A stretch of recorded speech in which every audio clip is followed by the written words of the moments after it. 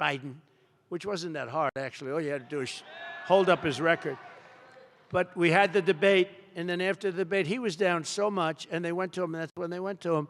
So we get rid of him. This is like a fighter. A fighter's doing badly. He's losing badly. And Dana White says, well, you know what I'll do? I'll put in another fighter to fight.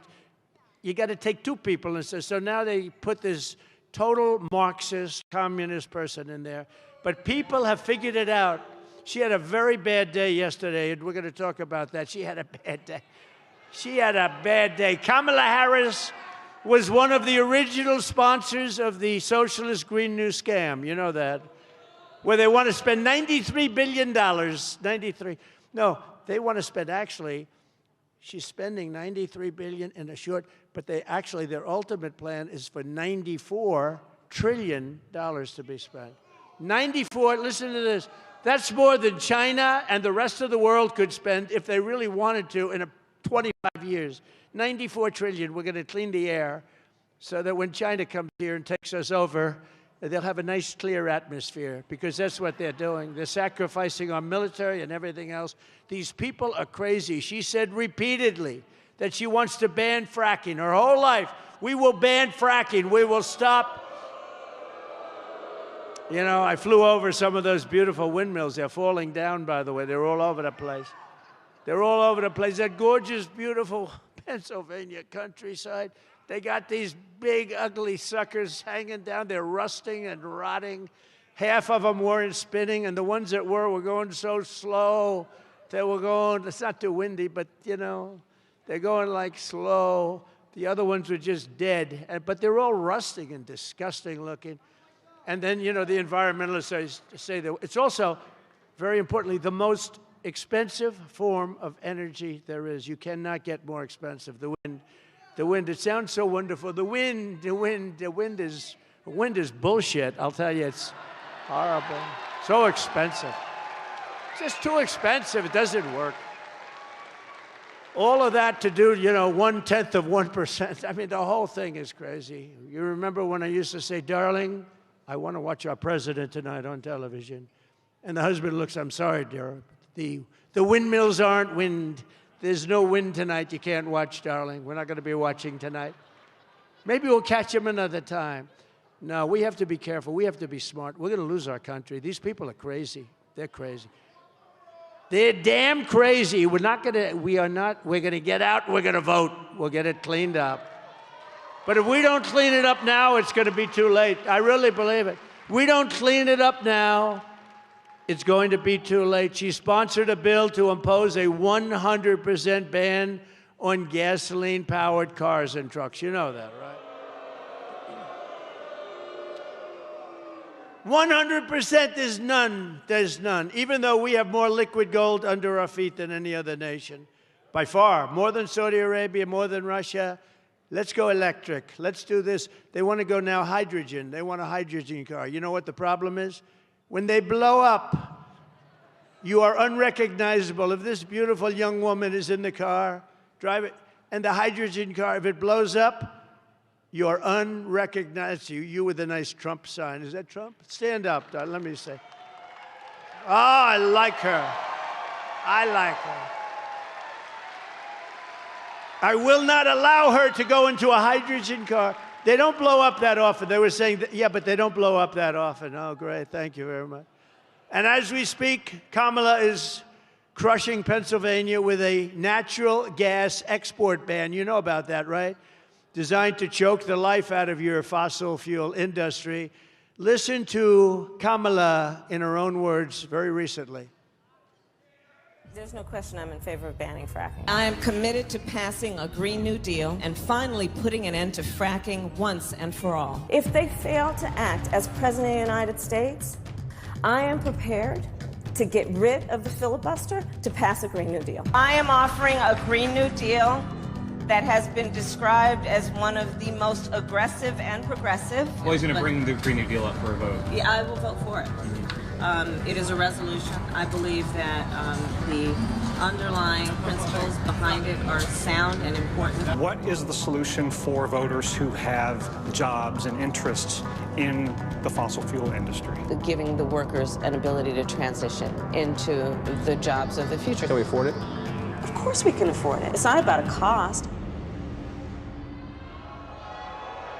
Kamala Harris pushed the far-left Green New Deal. That means huge new taxes, increased utility bills, and banning gas cars. That's why I am committed to passing a Green New Deal and finally putting an end to fracking once and for all.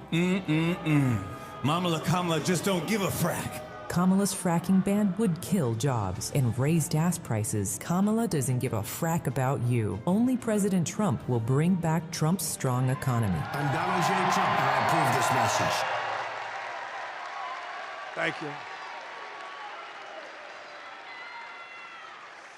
So when I'm president of the United States, and we did one great job. We did great in 2016. We actually did much better in 2020, but we're going to be very careful. We're not going to let that happen again. On day one, I will tell Pennsylvania energy workers to frack, frack, frack, and drill, drill, drill, drill, baby, drill. We're going to frack, frack, frack. We will have energy independence and energy dominance as we did just 4 short years ago. We were energy independent 4 years ago. Can you believe? Now we get our energy from Venezuela. What's that all about? From Venezuela. Isn't that wonderful? But if Kamala is reelected, your costs will go up and your lights will go out. That's what's going to happen. These stupid people. It's hard to believe. You know, you get angry because they're just, sometimes you get, and you want to be lighthearted, right? And we have a great audience of people that love the country, people that built the country. You built the country. And then you see these people, they want to destroy it. And by the end of your speech, you're furious. You know, you're furious because all the stuff that we're saying, it's true. They want to destroy the country. Remember, she will never, ever let you frack. You're not going to frack. If she won, you're not going to frack. She's been against it her whole life. She just did this for an election. Even now, Kamala's Green New Deal mandates are regulations that are impossible to enforce. As an example, forcing power plants to shut down all across the country. More than 50 plants have recently been closed. So she took office, and they are not going to be replaced. And you know, all you have to do with her is say, like, all the things. She's going to do this, she's going to do that. Why the hell didn't you do it? Why didn't you do it? All of a sudden, she likes walls. You know, I built over 500 miles of wall. It kept us. We had the greatest border in history. 4 years ago, we had the best border in our country's history, and that included human trafficking, mostly in women, by the way. That includes, so when women say, oh, I don't know if I like Trump, I was the one, that is the most heinous thing. Human trafficking, mostly in women. Gee, I wonder what that's all about, right? And then they say, oh, I don't know, Kamala's not going to protect anyone. They've allowed this country to be poisoned at our border. And you know, a lot of people say, and this is not part of the deal, but I like to go off teleprompter if you don't mind. I actually haven't, I don't think I've been on it yet. I haven't. They're waiting for me. At some point, I'll be on it. But you know, they're doing these things. Nobody can understand it. It doesn't make sense, like men playing in women's sports, like open borders where criminals are allowed in. And literally, by the time, I must be very good as a motivator, because by the time I finish my speeches, every time I'm angry as hell, because I can't believe what's happening to our country, what they're doing to our country. Last year, Pennsylvania's largest coal-fired power plant shut down in Homer City, throwing hundreds and hundreds of workers out, just devastating. They got nothing. A small little community of 1,800 people. Does anyone know where Homer is? Homer? Huh? Right? Stand up. Let me see you. Look at that. Are you the man? I remember. You know, that guy's become famous. Wow. Are you the guy, right? Behind me? Right behind me? You're the guy that was looking, you're looking. You know the guy? Oh, I love this guy. What's your first name? What's your name? This guy, he became like more famous than me because, you know, okay. Do we have time? Yes. The hell with these things. They're boring. Very boring. Now, this guy, he was the guy. No, I'm looking at him in the audience. I see him. But when the shots were fired, typically crowd control people, everyone flees. Now, in all fairness to the people sitting here, we had a tremendous crowd that horrible day, actually, horrible day. But we had a tremendous crowd. He was behind me with a group of people like, 2-3 times the size of this. It was bleachers. But 99% of the audience was out there. But this guy was standing up. So they say that when a shot is fired in a stadium like a soccer game, everyone, they call them stampede. They stampede, they get out, and a lot of people get killed. They get crushed, they get stepped on. Nobody left there with the big crowd or there, but him. I mean, I don't want to say in particular because nobody left. Nobody left those stands. Normally, and there were a lot of shots being fired. There were 8 shots being fired right over me. But what happened is we look back, and it's such a famous thing now, and there's one guy that's standing. I didn't know you were going to be, and I didn't know he was going to be here. They gave you a good seat. They should give you a good seat. So listen to this.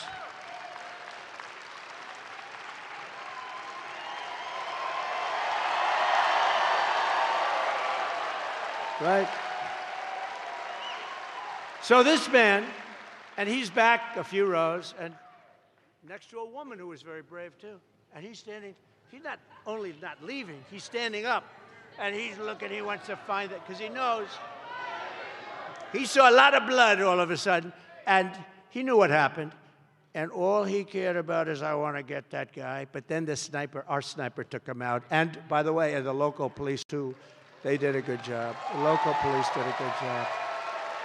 But that guy, I said, there's a guy, David, I said, there's a guy I want in the foxhole, right? We want him in the foxhole with me if we're ever in a foxhole, because he stood up, he didn't care about the bullets, he was standing, all he wanted to do is find that guy. He said, there's a guy over there.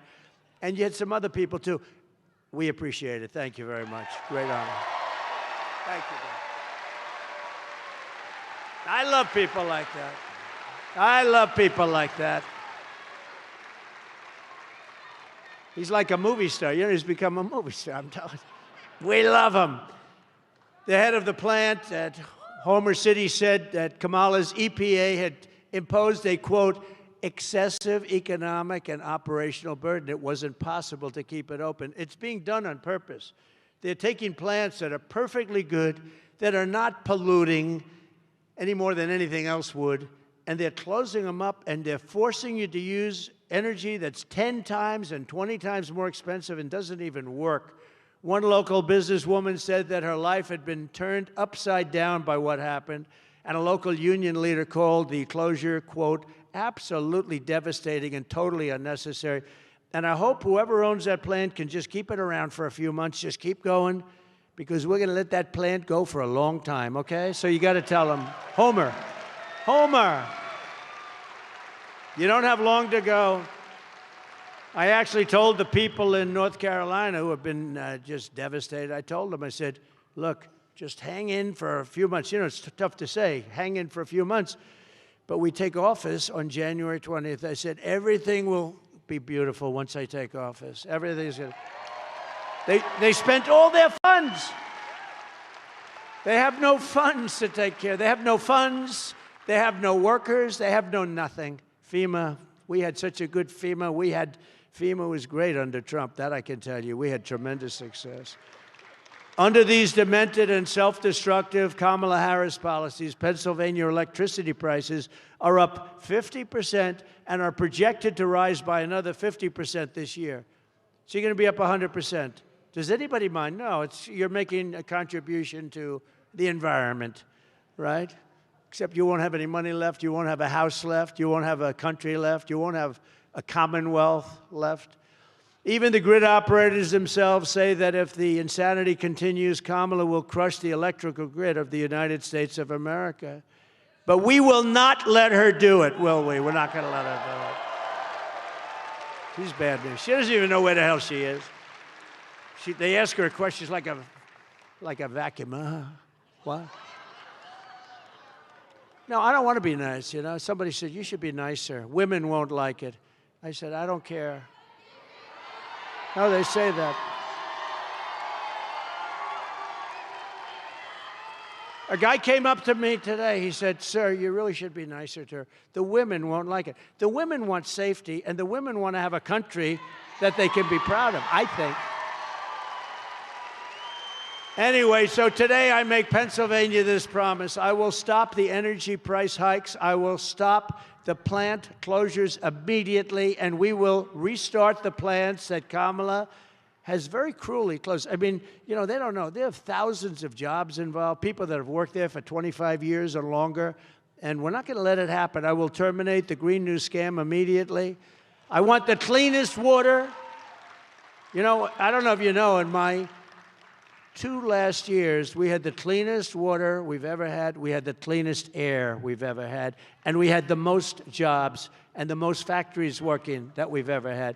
And the jobs they picked up were what called bounce-back jobs. They were bounce-back. They were the people that took off for the COVID, the gift, I call it the China virus because I want to be accurate, and they bounced back.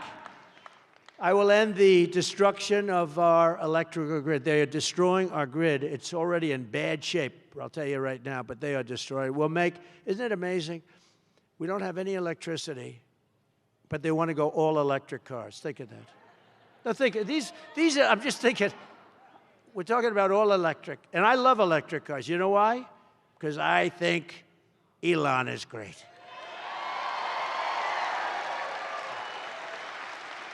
But you know what? I like them for what the market is. There's a market. I think they're great. I think it's incredible. But the long distances and they are more expensive to make, and a lot of them are going to be made in China. But you know the amazing thing about Elon Musk? He went to that rally. I think he had the greatest time he's ever had. Did you see it? He was jumping around. He was so happy. You know, he's always like, I envision him, he's sort of a reclusive kind of a guy. He's incredible. He's a total genius. We have to take care of our geniuses. But he comes up, and he's looking at this crowd. He's never seen anything like it. And he started doing, like, jumping jacks and stuff. No, he was just happy. I said, what's he doing back there? I was just giving him a quick introduction. He had a great time. And, you know, he got a black hat. I didn't even know we made black hats. And it said, Make America Great Again, but it was very low, you know, very sort of understated, but a black hat. He loves that hat, and he called it Dark MAGA, right? Who thinks of it? Dark MAGA. And I called him, I told him, thank you very much. We sold like 10,000 hats in the last 2 days. I didn't even know we made that hat. Now I find out it's like the hottest thing going, Dark MAGA. No, he's fantastic, and he's gonna do a lot. He's gonna be involved. He's great, and he's gonna be involved because we have so much fat in this country. We have so much waste and fat and fraud. But he's also, I will tell you, you know, there is the funny thing with Elon. He never, with all I talk about electric cars, and I'm totally for electric cars for the, you know, whatever the buyer wants to buy. That's good. But if you can't force them down people's throats, you can't do that. Like the mandate. We're not doing mandates. So you can't do that. So just so you understand, so he never wants, and he's a friend of mine. He's great. He endorsed me. He endorses me so much. We have to get him. Trump. We're gonna lose our country if Trump. You know, he's in Pennsylvania now campaigning, Elon Musk, because he feels so strongly. But you know the amazing thing, a big company is Tesla. It makes great cars. Great. I mean, it made really amazing cars. He never once said, could you ease up on the electric thing? You would think he would have said, hey, listen, do me a favor. I could take it out pretty easily, right? It's a sentence. It's a sentence in a speech. But he never asked me to because I think he knows I'm right. He's going to do great, and there's people that like him. I like him, too, for certain applications. But he never think of it. And he's close to me. He never said, do me one favor, just sort of low-key. I would, if I were him, I'd be saying, hey, listen, Trump, do me a favor. Don't mention electric cars again. That you're going to do away. And we're not doing away. We're going to have whatever the market wants. We're going to have gasoline power. We're going to have hybrids. The hybrids are great. They're working good. We're going to have everything. We will make Pennsylvania an energy supplier to the entire world, and I will cut your energy prices in half, 50%, 50. within 12 months of taking office. Your prices will be cut in half. Now, she, on the other hand, if her mandate, look, number one, you won't have any energy because they can't produce enough. No matter what they did, they can't produce under what she wants to do. But even if they did, your prices are going to be double, triple, quadruple. You're not going to be able to afford them. We have, we have more liquid gold than any country in the world. It's going to be so quick and so easy to do. We have more than Saudi Arabia. We have more than any country in the world. And we're going to take advantage of it if that's okay. And it's pure, sweet, beautiful stuff. But for that to happen, the people of Pennsylvania have to tell Kamala Harris that we've had enough. We think you're a horrible person. We think you're a liar. And right? We think you're a liar. We think you're not a smart person. And we're tired of having stupid people run our country. And we're going to say, Kamala, you're fired. Get the hell out of here. Get out of here.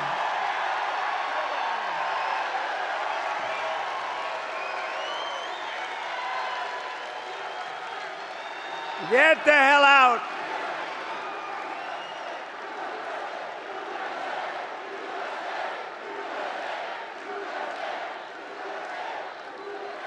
Despite all of the devastation she's caused your Commonwealth, and, you know, she said yesterday she has no regrets. Did you see that? You'll see it in just about 2 seconds. Go ahead, put it on. Well, if anything, would you have done something differently than President Biden during the past 4 years? There is not a thing that comes to mind in terms of, and I've been a part of most of the decisions that have had impact.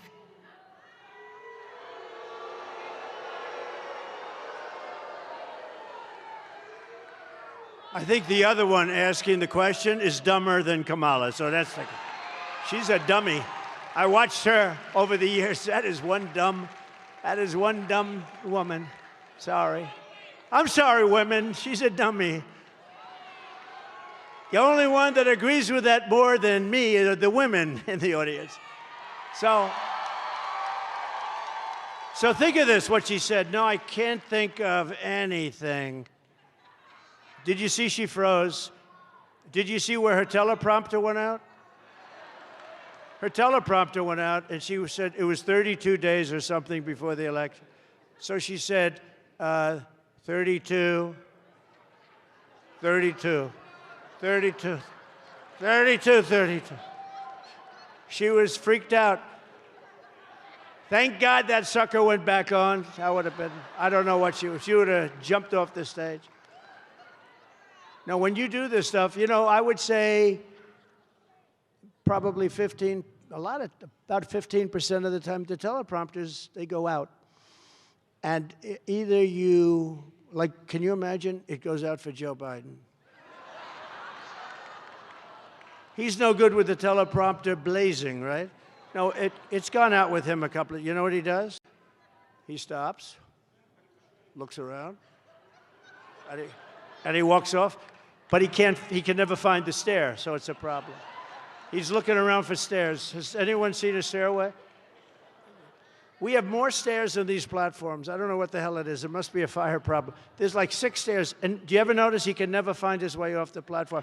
Secret Service does a great job in that respect. They come up, they get him, they walk him off. But he looks better, I'm telling you. As I said, he looks better now than I've ever seen him looking. He's angry. He's angry at her. There's going to be an explosion before the election with them. Those two are going to be, there's going to be an explosion. Did you see he held a news conference right in the middle of her one big event that she's had in about 2 weeks? He got up and held a news conference. He walked into the room. Nobody ever does that. He walked into the room and, this is a news conference. Oh. And then he just died after, but it didn't matter. Can you believe that our country is being run by these people? Can you believe it? So she said she had no regrets, everything great. She'd do the same thing as this guy, right? This really sad, pathetic guy. So after the surrender of our energy independence, the Afghanistan, horrible, most embarrassing moment in history. We lost 13 soldiers, great soldiers. We left billions and billions of dollars behind. We left Americans behind. You have Americans right now in Afghanistan, and they cannot be happy, right? They're probably, many are probably dead. The border invasion, right? The border invasion. How about the 13,099 illegal aliens convicted of murder? They're roaming free. That's okay. In other words, these are all things that are okay. These are all things that are okay. How about, to me, the worst of all, because it's not even imaginable, she's lost, during her 3.5 years, 325,000 migrant children. They're gone. Nobody knows where they are. Many are dead. I would say most are dead. We don't know. We probably won't find out. But many are dead. Most are dead. Many are in sex slavery. Many are in slavery, but there are many dead. 325,000 young kids. Think of it. You could fill up Yankee Stadium many, many times. Think of that. Many, many times. 325,000. They're gone. Nobody, the parents want them back. Nobody even talks about it. The fake news doesn't talk about it. It's this, in terms of humanity, this is bigger than anything you can even imagine, right? This is the biggest thing.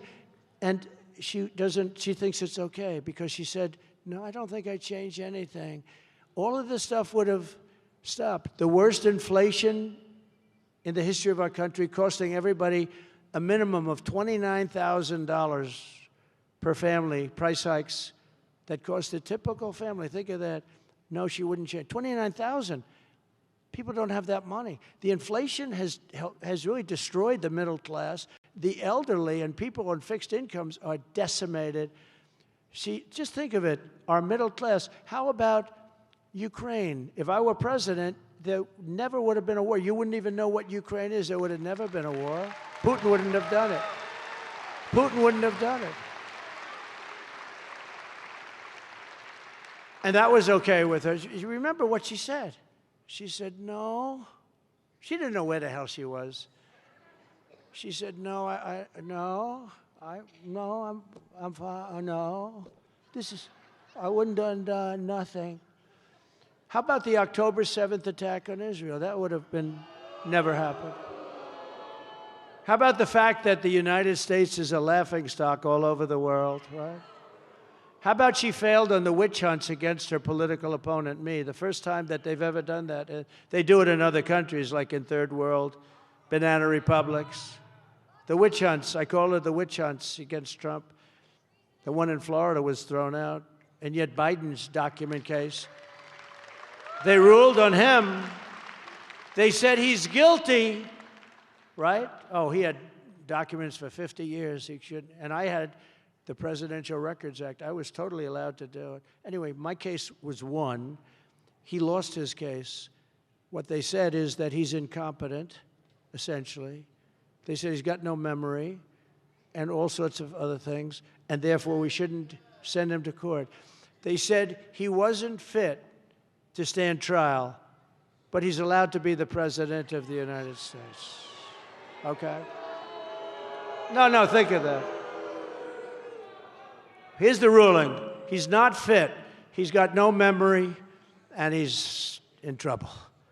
But he can run the presidency, but he cannot stand trial. They released him on the basis of that. The trillions of wasted dollars on the Green New scam, all that money is not only wasted, it set us way back, way back.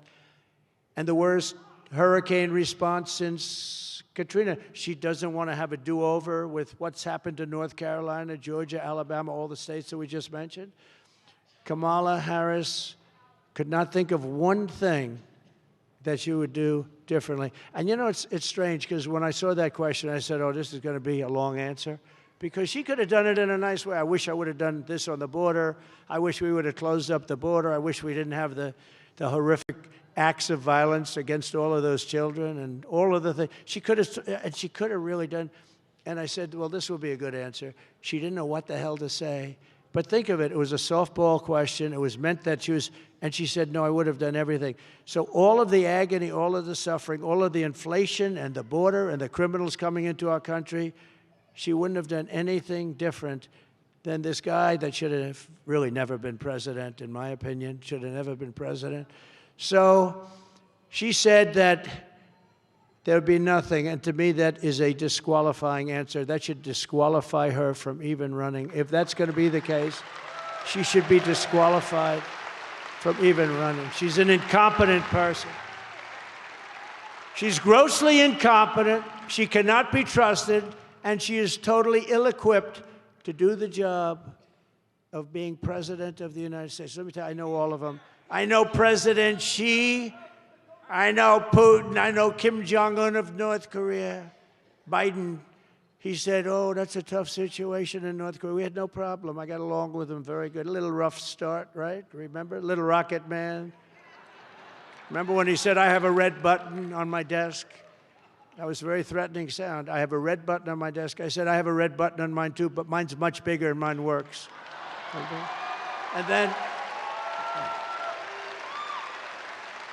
And then he called me and he asked for a meeting, and we had a meeting. First time anyone's ever met. I said to Barack Hussein Obama, has anyone ever heard of Barack Obama?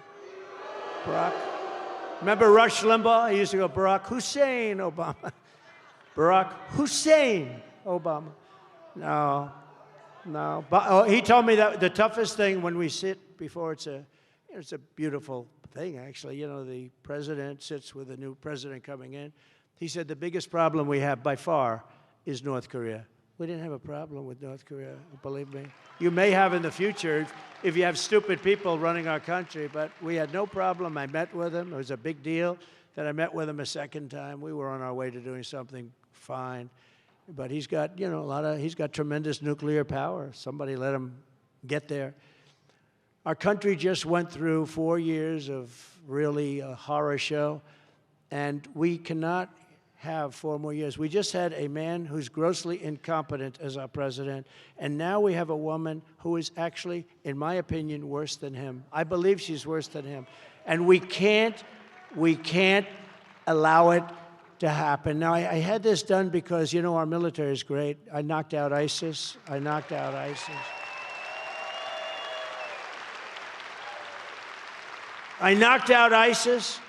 They said it would take 4 to 5 years. I did it in about a month, right? And we knocked them out. General Raisin Cane, this is a tough guy. Our military is great. And then I go on woke. You could put them in a woke room and scream at them for 2.5 years. They'd walk out and they'd say, let me at them. You know, these are not woke people. But I had this little clip, and I thought you'd find it very interesting. It's the military of the past. Let's call it the Trump military, compared to the very woke military that we have now. I think you'll get a kick out of it.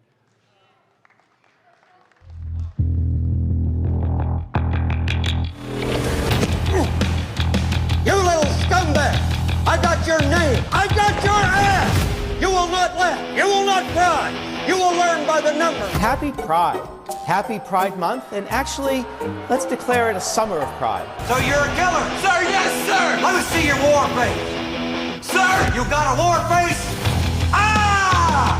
That's a war face! Now let me see your war face! Ah! Bullshit! You didn't convince me! Let me see your real war face! Ah! I hear it and I know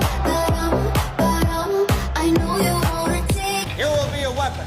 You will be a minister of death, praying for war. But until that day, you are pukes. You are the lowest form of life on earth. You are not even human fucking beings.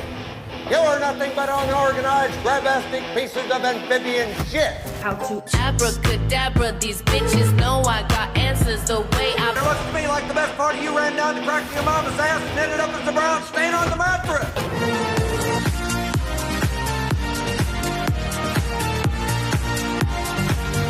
I love working for Uncle Sam. I love working for Uncle Sam. Lets me know just who I am.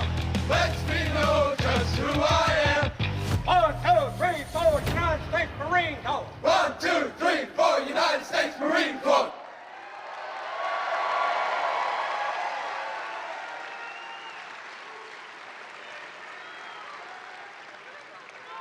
So, it's a little exaggeration. Probably really not that much, actually. But what's happening to our country is we have to preserve our country. Pennsylvania cannot let this woman become the president of the United States. She's the taxing queen. She's going to raise your taxes where you're going to be at least paying at least $3,000 a year more. Take a look. Joe Biden and I are about to get rid of that tax bill. And on day one, I will repeal that tax bill. Joe Biden and I are about to work to get rid of that tax cut. Joe and I are about to get rid of that tax bill. Joe Biden and I are about to get rid of that tax cut. Everything from a 70 to 80% tax rate. I think that's fantastic. We've got to increase the corporate tax rate. Part of that is going to be about repealing that tax bill that they just passed.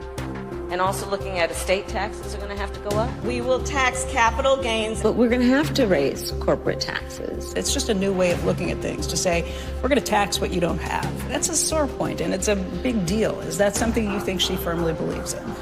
I think it's part of the proposals of the campaign. Taxing unrealized gains just doesn't seem fair in any sense of the word. I think that this reaction to unrealized gains is a little funny, given that I bet that the majority of people watching right now are already paying a tax on unrealized gains. It's called a property tax. When the value of your home goes up, that's an old. It's a use tax. When the value of your home goes up, you pay higher taxes, even if you don't sell your home. Your value of your home never moves the way the stock moves, the way something else moves. That's always the go-to answer. Under my plan, there will also be a carbon fee. There has to be some connection between the fee and bad behaviors, and there has to be, and that we have to monitor whether it's going to be passed on to consumers. But I'm going to tell you that should never be the reason not to actually put a fee, and in particular, a carbon fee. Kamala Harris is going to significantly raise taxes. Taxes are going to have to go up. Kamala's plan will raise families' taxes by nearly $2,600 a year. Under Kamala, prices have already soared. Now she'd make it worse with even higher taxes. Taxes are going to have to go up. President Trump will cut taxes again. No taxes on tips, overtime, or Social Security. I'm Donald J. Trump, and I approve this message. Yeah, we're going to cut your taxes. I've been involved in politics, not that long on this side, but I've been involved. I've never seen anybody campaign and we're going to raise your taxes. That's what they're doing. The world has gone crazy. It's just going. But David, we're going to cut taxes. Do you agree? David is going to win. You got to get him. You got to get him. I want him to come with me, please. He's great. He'll be one of the best. A real hero. Kamala will deliver a 1929-style depression, not recession. I will deliver lower taxes, lower regulations, low energy costs, low interest rates, low inflation, and the greatest economy in the history of the world, which we had 4 years ago. We had that. We were going up. Nobody's ever seen anything like what we had. I was shaking hands with people. I said, how you doing? We did great 4 years ago, 5 years ago, my company. I made all my money, and now we're not doing good. Everybody said we're not doing well. The taxes are too high. The interest rates, we can't borrow money at 10%. They were at 2% with me. Now they're at 10%, but they're not really, because you can't get money at 10%. So that means they're higher. 12, how about 13, how about 15? So it means it's much higher. It's not 10%. You can't get the money. Nobody can get the money at 10%. We will pass tax cuts for workers like you haven't seen before. And we will have no tax on tips, no tax on overtime, and no tax on Social Security benefits for our great, great, great, great seniors. No tax. Take a look at this comparison chart. There's nothing like a chart. It's actually not my favorite chart. I have another one that's much more of a favorite, but that's okay. You see that? We went on every, look, it's ridiculous. The whole thing is, this. We shouldn't even have to campaign. This should be an automatic. To bring jobs back and factories back and wealth. All we want to do, we want to bring wealth back to Pennsylvania. We want to bring wealth back to our country. We will have a 15% made in America corporate tax rate. You know, I took it from 39% to 21%. Everyone said it couldn't be done. By the way, Steve Moore was a great guy. Do you know who Steve Moore is? Great economist. He wrote a book The Trump Miracle. And the book is #1 book, just went out. You know whose book is also like #1? Melania! Melania. Her book is #1. Her book is #1. I got a call today. You know who called me? Bill O'Reilly, he called me. Bill O'Reilly. Do you know Bill O'Reilly? I like Bill O'Reilly. He's a good man. He's a good man. He went through it. But he's very good, and he's very good with books. He said, yeah, Melania replaced me as #1 on the list. I said, that's the way to go. But no, she did a great book. Yeah, go out and get that book. That's a good one. That's a good one. I think she treated me well. Otherwise, I wouldn't be talking about it, right? I would stay so far away. I said, do me a favor. I just wouldn't mention it, but now I do. Cutting the tax from 21% to 15%. So we got it down to 21. And then I said, you know what? If we bring it, 21 makes us pretty competitive with the world. Just so you know, our companies are all trying to be stolen. And a lot of companies are lower than 21. So I want to bring it lower, and I wanted to originally. I got it down to 21. Everyone said that was impossible. Got it approved by Congress. But now I want to get down to 15, but only for those companies that make their product in America. Isn't that a good idea? You make your product in America. In other words, you're creating jobs. Think of that.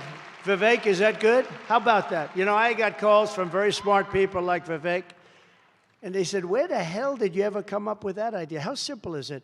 Your tax is going to go down from 21% all the way down to 15%, which makes us just about the most competitive. I think there's very few. I mean, no great nation, no big nation.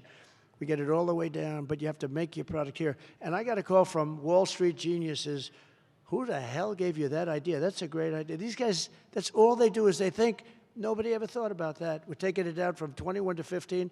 And then we have to do something very important. Those who don't make their product in America, and there are those that come in, like China and various others, they will be forced to pay stiff tariffs to, and remember this is a privilege. William McKinley, this is a privilege because it's the privilege of competing with our cherished companies. So we have companies, we have to protect them. And it's the privilege of stealing our jobs, our treasure, and our wealth. They're going to come in, and they're going to have products, and they're stealing from us because they're taking our jobs, they're taking our companies, they're taking our wealth, and that's fine because they have to compete too, but now they're going to have to pay for it. And they'll have to pay, and they'll pay hundreds of billions of dollars in pretty stiff tariffs, but what we're doing is we're preserving our companies, but we're doing something more important. They don't have to pay either, because all they have to do is build their plant in the United States of America and hire many of the people in this room. It's very simple. Right? David, are you on board? He's on board. Thank goodness. Thank goodness. If he said no, I don't know if I could have been so enthusiastic about you. No, it'll make us a rich country again. Right now we owe $35 trillion. Because of stupid stuff like this. And other countries, China in particular, they've done this for years and years and years. They built their country with money that we paid them. We're paying them $500 billion on average a year for years. They built their military with our money. So we want them to do well. I want them to do well. You know, I made a great deal with them. They have to buy $50 billion a year of product. I thought they said 15. My guys, I said, what's the number you want? 15. I said, 15. Oh, good. But I thought they said 50. So they came to me, and the deal was almost finished, and it said 15. I said, what do you mean 15? You said 50. They said, no, sir, we said 15. I said, you didn't say. Make it 50. Go back to them, say, we made a mistake. They went back, and China accepted it. They said, can you believe it? But I don't even talk about it because of COVID. I don't even mention it. We have USMCA. We did the deals with Japan, with South Korea. We were screwed by everybody, friend and foe. In fact, the friends did a worse job on us than the enemies. The enemies were gentler to us than many of our friends on trade. But Japan, we redid that deal. We redid South Korea. We did a lot of deals, and we were respected. You know, 5 years ago, we were a very respected country. And I don't want to say this too loudly because it could happen, but I don't fall downstairs. I don't fall on platforms. I don't fall off bicycles.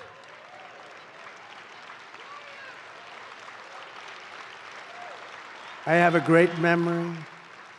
I can talk about hundreds of things at one time and always get back to that point that you were trying to make. I can do things that people can't do, but you know what? We have the biggest, this is the most important period in the history of our country, because our country, this is a nation in decline. We are a nation in decline. We're a failing nation. We're a failing nation.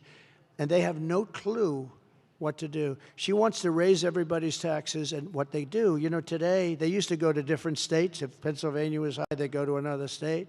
But now they go to different countries. Other countries want our business. They want our companies. And a lot of them have left. The pharmaceutical business left.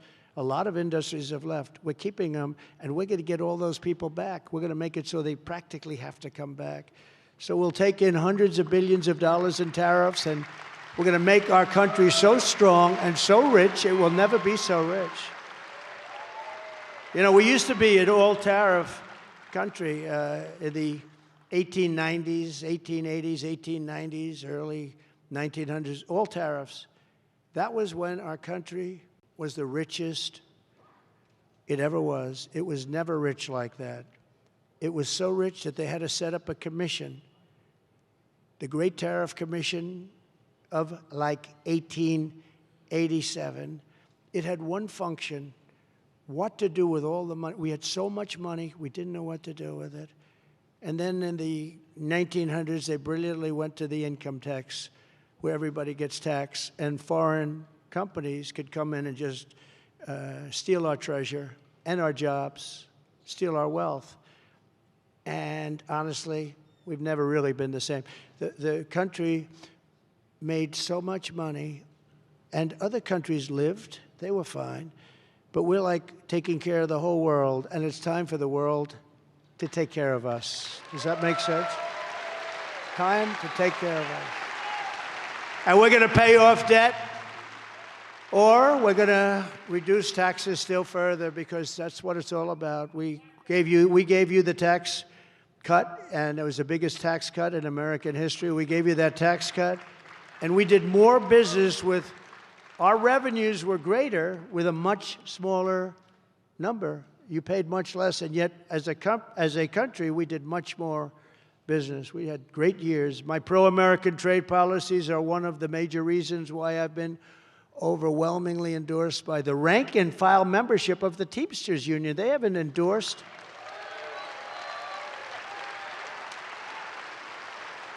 Including, 65%. I got a 65% number from the Teamsters of Pennsylvania. Is anybody here from the Teamsters? I mean, where are they? I love them. Where are you? I heard that. Yeah, look at these guys. That's great. Thank you very much. That's great. That's great. Thank you. No, we got the firefighters endorse this. You probably heard they haven't. Oh. Wow. Look at that.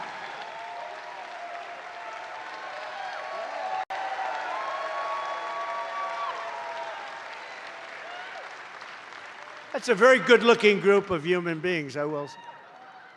That's a healthy-looking group.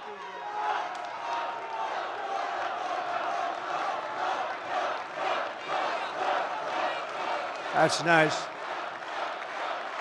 That's nice. Wow. Thank you very much. Wow. I didn't know you'd be here. So the firefighters, I guess they haven't.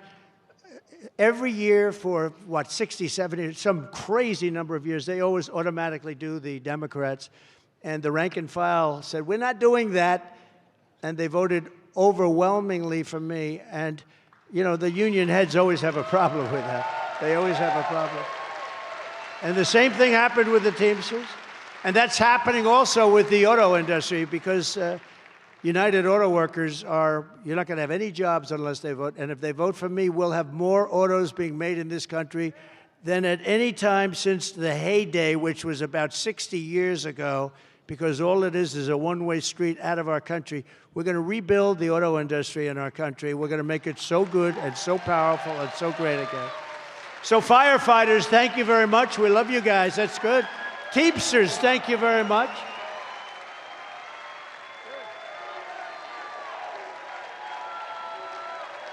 Great people. No, that's great. See, they don't go necessarily by the heads. Although I have to say the head of the Teamsters is a terrific guy, tough guy, good. He was fine with it. He was okay. He wants to go with, what the people want. Sean O'Brien, he's a great, great guy. And I don't know as well the firefighters, but as far as I'm concerned, he's a great guy. Has to be good. I like people that like me, don't we? I like people. If they like me, I like them. So we're pleased. Thank you, fellas, very much. It's great. Any fires lately? Have you put out any fires lately? Any big bad ones, huh? You guys have a lot of guts doing what you do, let me tell you. We're pleased to be joined today by your next senator, Dave McCormick, and everybody is really, really impressed with Dave. I know him for a long time. Everything was the best. He was the best student. He went to the best schools. He went out in business, became one of the most successful guys, ran one of the biggest funds and very successfully. And I don't know, you sure you want to do this? Yeah. I think I've talked a lot of people out of it. They see what I go through, I had more investigations than Al Capone. He killed a person a week. Alphonse Capone, the meanest Scarface, the meanest of them all. I've been investigated more than Alphonse Capone ever even dreamed about. Of course, he used to kill the investigators. I don't do that, You want to come up for 1 second, David? Fast? Come on, David. Come on.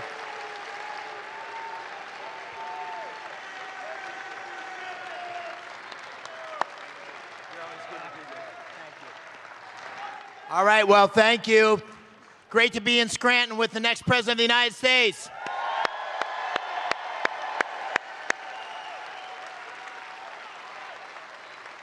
President Trump, we're so honored to have you here, and we are committed in Pennsylvania to putting you back in the White House and changing the majority of the Senate and sending Bob Casey packing. So thank you for being here.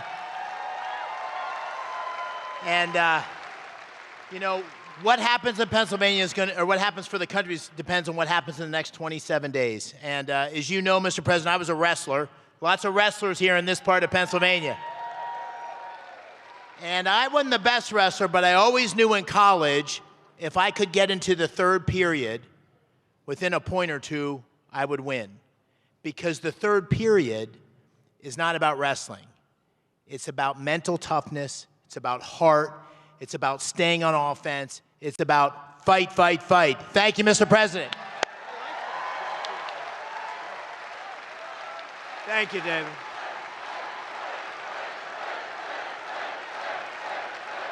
Callista? Are you Callista? We have somebody else that I think is amazing. I had to compete with this guy. And I thought it was going to be easy, but it wasn't. He was nasty. He was quick. He's smart as hell. And he knew things that a lot of people didn't know and didn't understand. He did amazingly well because he started really as a rookie, right? And he got up and he wiped a lot of very smart politicians off the stage. And then one day he came up to me, he goes, I don't think I'm going to beat you. I said, you're not going to beat me. You're not going to beat me. But he's a great guy. I mean, he's really smart, and I hope he's going to be involved in our administration. I do hope that.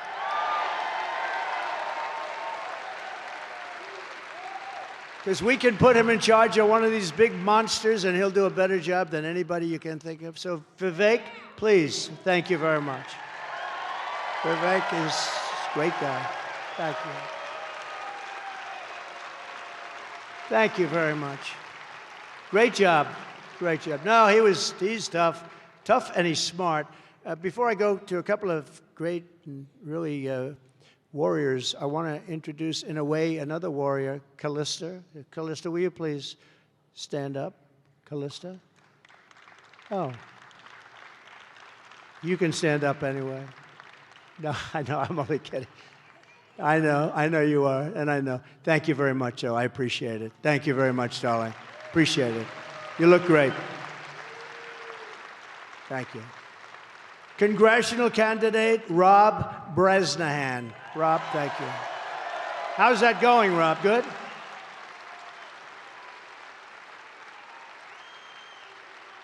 Thank you very much.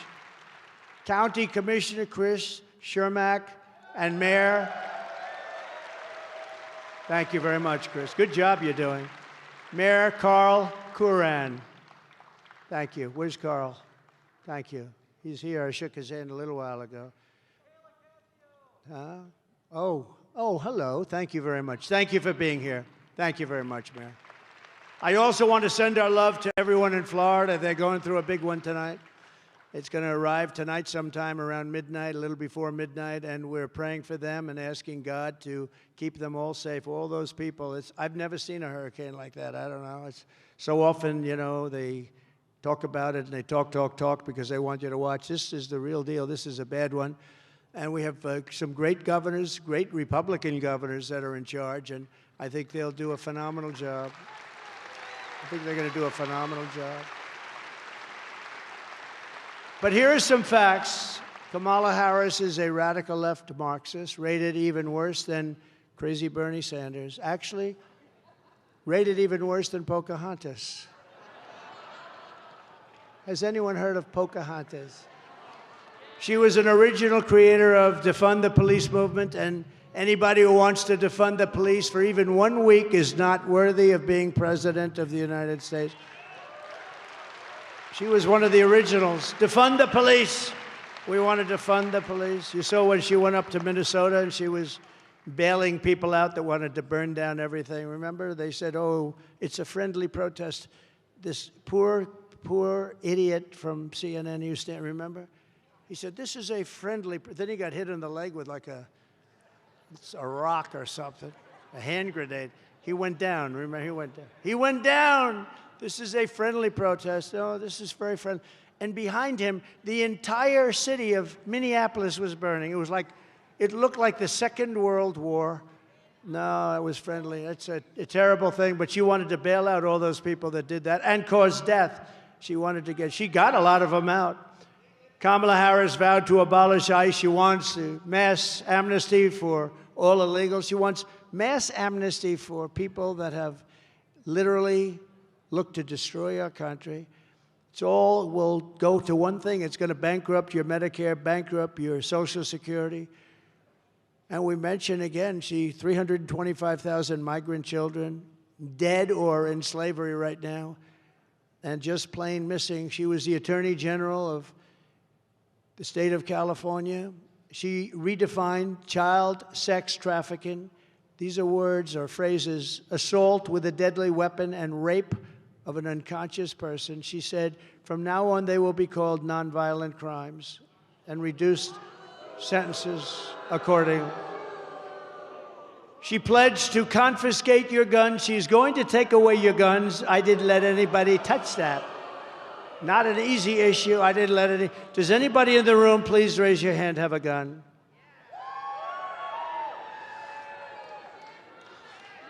That's a tough job. No, she wants to confiscate your guns and endorse a total ban of handgun ownership. What do you do when a bad guy comes into your house? What do you do? The bad guy walks in, and he's got whichever gun you have. If you don't have a gun, you're in big trouble, right? I mean, you need to have. That's what they have the Second Amendment for. You know, the city with the strongest. The city with the strongest gun legislation. You can't have a gun. You can't get near it. You go to jail forever.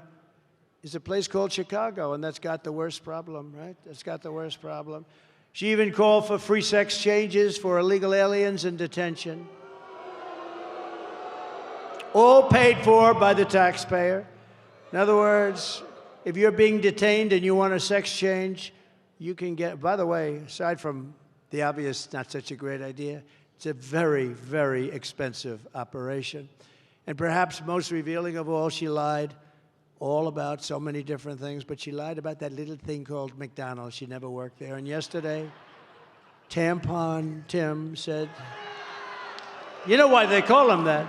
Because they sell tampons with special legislation in boys' locker rooms. Can you believe it?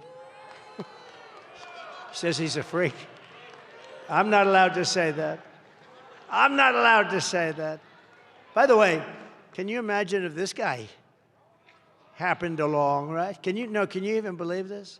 And yesterday, Tampon Tim said they want to abolish the Electoral College, taking away all electoral power basically from the voters of places like Pennsylvania. Tim and Comrade Kamala are really a true threat. They are a true threat to democracy. I'm not a threat to democracy. I'm the one that's going to save democracy. I'm the one that's going to save it.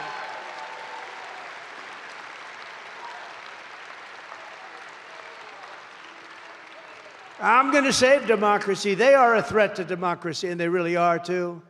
Also, you know, a big thing that's a threat is incompetence is a threat to democracy. It really is. Because much of the stuff they do, I think, is incompetence. But she's surrounded by very smart, very vicious people that have to be, you know, that are very radical left lunatics, okay? But they are smart, in some cases genius. Look what they could do with elections. Look what they do. They're smart. And we have to be very careful. I talk about the enemy from within. They're the enemy from within. We have the enemy on the outside and the enemy from within. And the enemy, let's say you talk China, Russia, North Korea, you talk about different places. If you have a smart president, that's not going to be a problem. But the enemy from within is a very sick group of people, I can tell you, because I had to go through years of Russia, Russia, Russia, and they knew it was fake.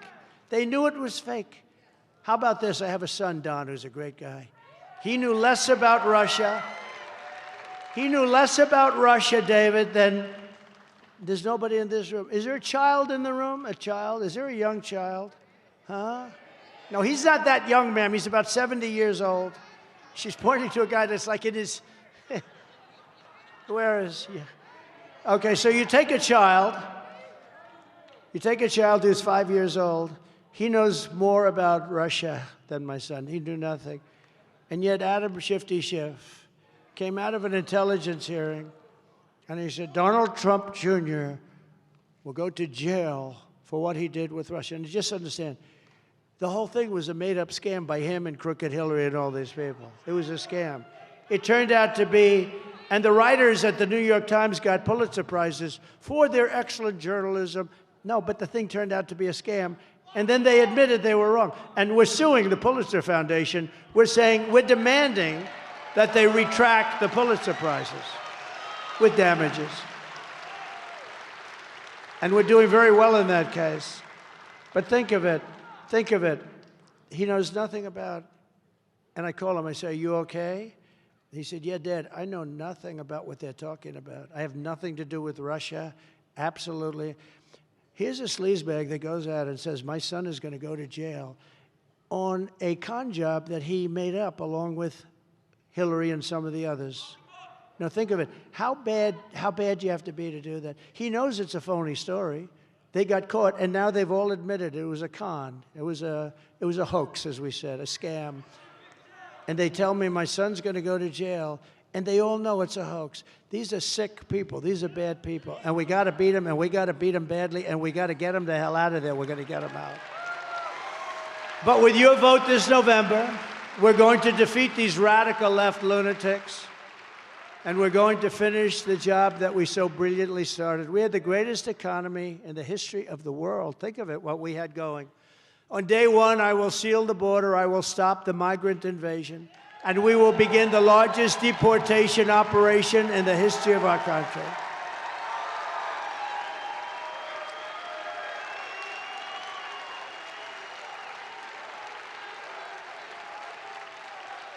And I don't want to do that. I have a heart. I have a bigger heart than most of the people in this room, let me tell you. But you have no choice. It's not sustainable. We have to get them out.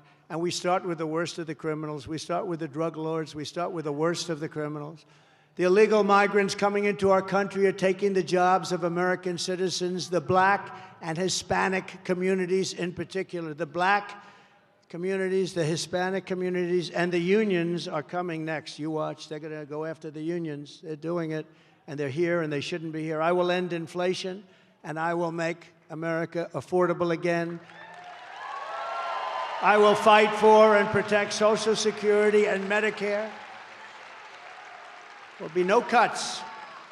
There'll be no cuts. And we won't be raising the age like they're going to end up doing. They'll be raising Social Security by 5 or 6 years. You watch. Very soon they're going to do it because it's not sustainable what they're doing. We will terminate Kamala's insane electric vehicle mandate. I will stop outsourcing and turn the U.S. into a manufacturing superpower. Working with Elon Musk, we will slash a record amount of government waste. I will end the war in Ukraine, stop the chaos in the Middle East, and prevent World War III. We will prevent World War III. I will crush the violent crime and give our police the support, protection, resources, and the respect that they so dearly deserve. Our police are great. We're going to give them back their authority. It's been taken away. They destroy our police. They take away their house, their family, their car. They take away their pension. They want to do their job. We will rebuild our cities, including our capital in Washington, D.C., making them safe, clean, and beautiful again. I will support universal school choice. We will get critical race theory and transgender insanity the hell out of our schools immediately.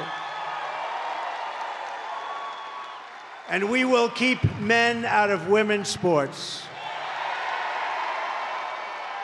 I will defend the Second Amendment, protect religious liberty, and restore free speech, and we will secure, finally, our elections. We will secure them. Everyone will prosper, every family will thrive, and every day will be filled with opportunity and hope. But for that to happen, we must defeat Kamala Harris and stop her radical left agenda once and for all. We want a landslide that is too big to rig. We want to have it too big to rig. Early voting is underway. Get everyone you know and vote, vote, vote. Get out there and vote. After all we've been through together, we stand on the verge of the 4 greatest years in the history of our country. With your help now until Election Day, this is such an important little period of time. We will redeem America's promise. We will put America first, and we will take back the nation that we all love. We love our nation.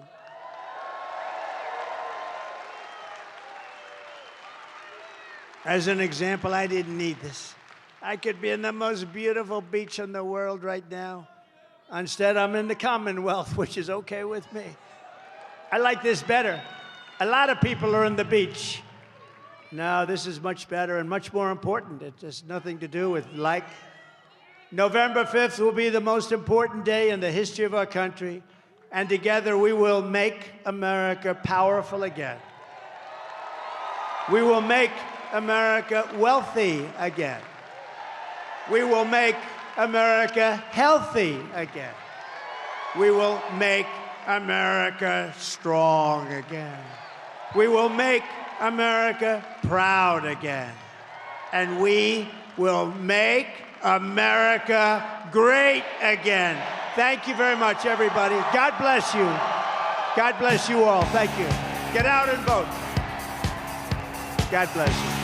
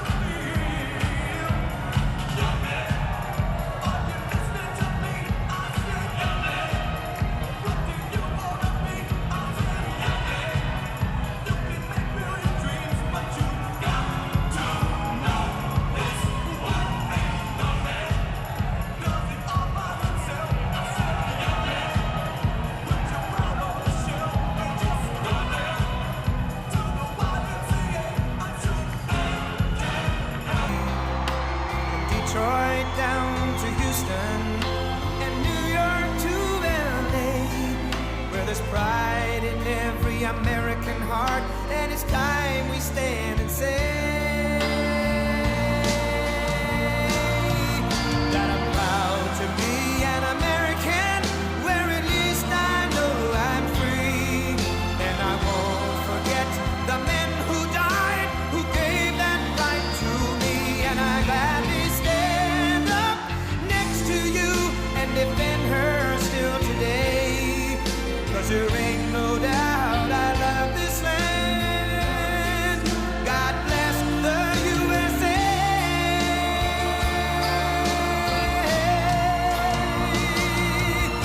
And I'm proud to be an American, where at least I know I'm free. And I won't forget the men who died, who gave that right to me. And I gladly stand up next to you and defend her still today. 'Cause there ain't no doubt I love this land. God bless the USA.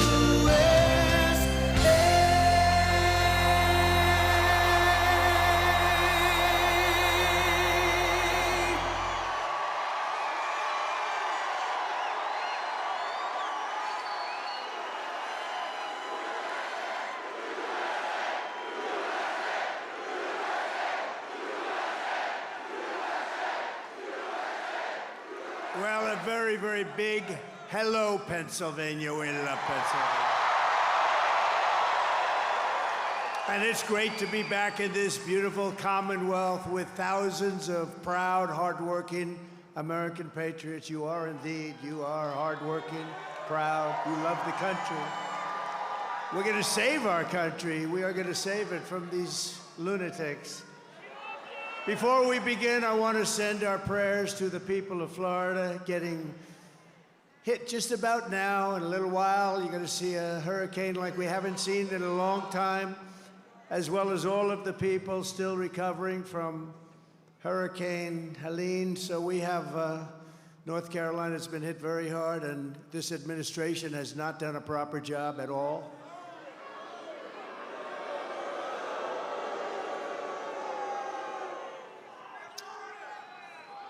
Terrible, terrible. Nobody's seen anything like it.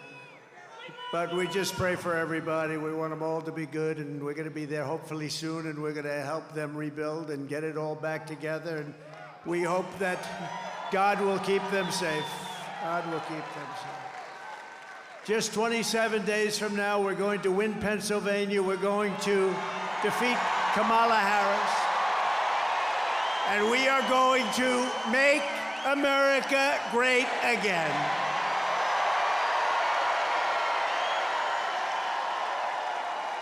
And when we well, you know this, when we win, it will be, I believe, the greatest political victory in American history. I believe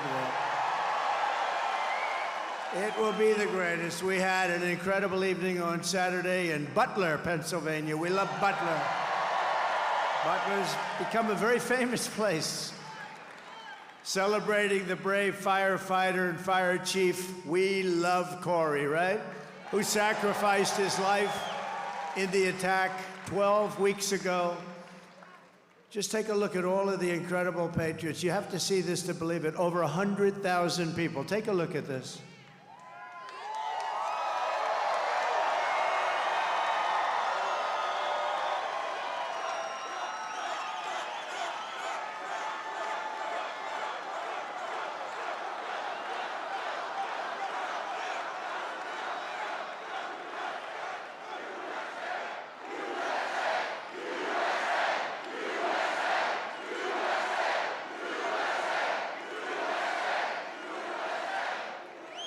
Thank you. Who is that man up there? I don't recognize him. Who is that? From the very beginning of this journey, I've been on a mission to rescue our nation from a failed and corrupt political establishment and to give you back the country you believe in, the country you were born in, and the country you deserve. You're going to get it back. We're all getting it back. In that mission, I will never quit, I will never bend, I will never break, and I will never, not ever, under any circumstances, even in the face of death, we will never give up. Never going to give up. We're going to turn it around. We're going to have the 4 greatest years we've ever had. I'm putting everything on the line to fight for you. I didn't have to be here. I could be in a beautiful beach. I could be in a gorgeous beach somewhere in the world. There's sun beaming down on this beautiful body in a bathing suit. The sun would be beaming down, the waves would be crashing into my face. Instead, I'm here with you in Pennsylvania, and I'd rather be doing that.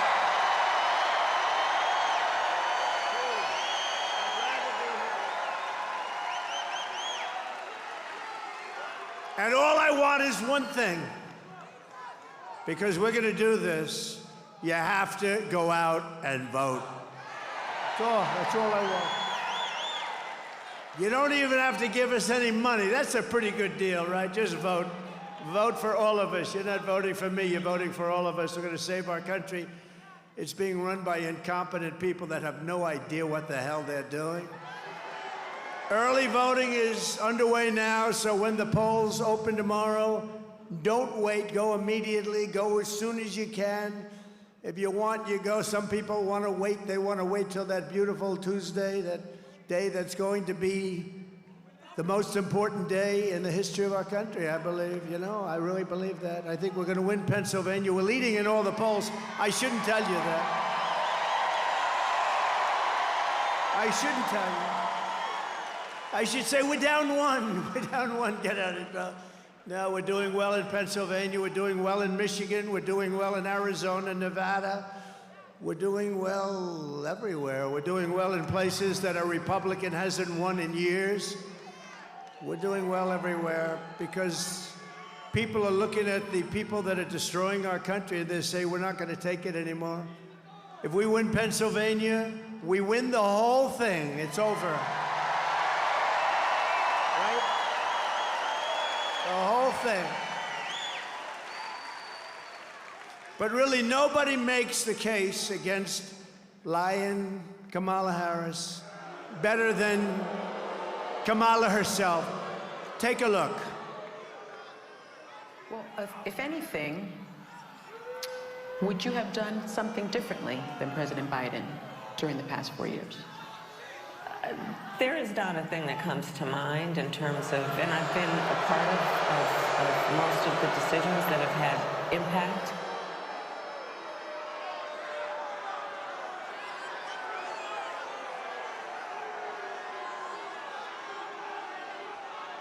So think of that. So I heard that question when it was given, because I had to watch, because, you know, she doesn't do any interviews. She doesn't do any press conferences. She doesn't do them for one reason. She's not smart. She's not smart. Not smart. No, she doesn't do them. They're trying to shield. Last time they kept a man in the basement, and they had an excuse. They had a thing called COVID around. And we did great last year, I want to tell you. We did great in 2020. We did great in 2016, but we got millions more votes in 2020. Think about that one. So we have to make this too big to rig, right? Too big to rig. So Kamala just said that she can't think of one thing she'd do differently than crooked Joe Biden, right? So how about, I'll read off a little list to you. How about the following? She wouldn't do one thing. Remember that. What about the nation-wrecking border invasion, 21 million people? 21 million people plus came into our nation, and among them are murderers, drug dealers, people from mental institutions, human traffickers, mostly in women. How about that? She wouldn't do that differently? She went from the best border in the world to the worst border in the world. She went from, we had a border that was the best in U.S. history, and now we have the worst border anywhere in the world at any time. There's never been a border like this. What she's done and what he's done, what they have done to this country, the worst inflation in the history, costing a typical family almost $30,000. The inflation, she wouldn't do that over again either. Maybe the worst of all, and something that a lot of people don't hear about because look at all the fake news. That's a lot of fake news.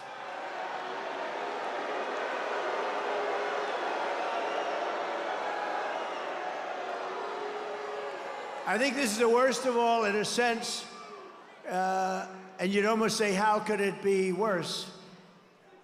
She lost 325,000 migrant children. Their parents are looking for them. Think of you with their parents. Think of you with their parents. 325, due to incompetence, due to the fact that she had the worst border, due to the fact that she let our great people not run the border. She got rid of all the things that we were doing. We had the safest border. We went from the safest to the worst. Those children are now dead, in slavery, or just plain missing. Probably most of them will never be found again. Think of that. 325,000 because of their incompetence. They're missing. Probably many of them are dead. Number 4, migrant flights, flying illegal migrants into our cities. Remember when she said, no, we want to, about a month ago, she realized this was not playing well for her in the polls. So they came up with a phony little idea that they'll do something. The only thing they didn't do, though, they didn't stop the flights that were pouring in with thousands and thousands, and actually over the course of a couple of years, hundreds of thousands of people flying over our borders. They didn't stop that. So they came from places all over the world into your cities and small towns, changing them forever. And I have to say, ruining them, ruining your cities and towns, including murderers, drug dealers, gang members, people from mental institutions and insane asylums, human traffickers and women. How about number 5, the Afghanistan catastrophe, the most embarrassing event in the history of our country? She wouldn't do that again. You have to understand. She said, no, I'd leave it the way it is. We're just going over just a small list. That was the most embarrassing moment in the history of our country. Probably Putin went into Ukraine because of it. He looked and he saw the gross incompetence of this president that can't speak. The October 7th attack on Israel would never have happened, but she said that was fine too because she didn't want to change. She actually said she didn't want to change anything. She'd leave it the way it is. So I said, let's make a list of just some of the bad things. This is just a small list. October 7th, where you take a look at what happened. She doesn't want to change that. The slaughter of a lot of people. The Ukraine disaster, millions of dead people because of the weakness of this administration. Putin never would have gone into Ukraine if I were president. It would never, ever have happened. How about the natural gas export ban that is crushing Pennsylvania right now? Most of you don't even know about that. You know, you hear fracking and all, but she will, but if she ever won this thing, you wouldn't be fracking for 24 hours. But how about that? And it's crushing Pennsylvania, hurting you. It's going on. It's on right now. Pushing, how about this? Pushing transgender ideology on minor children.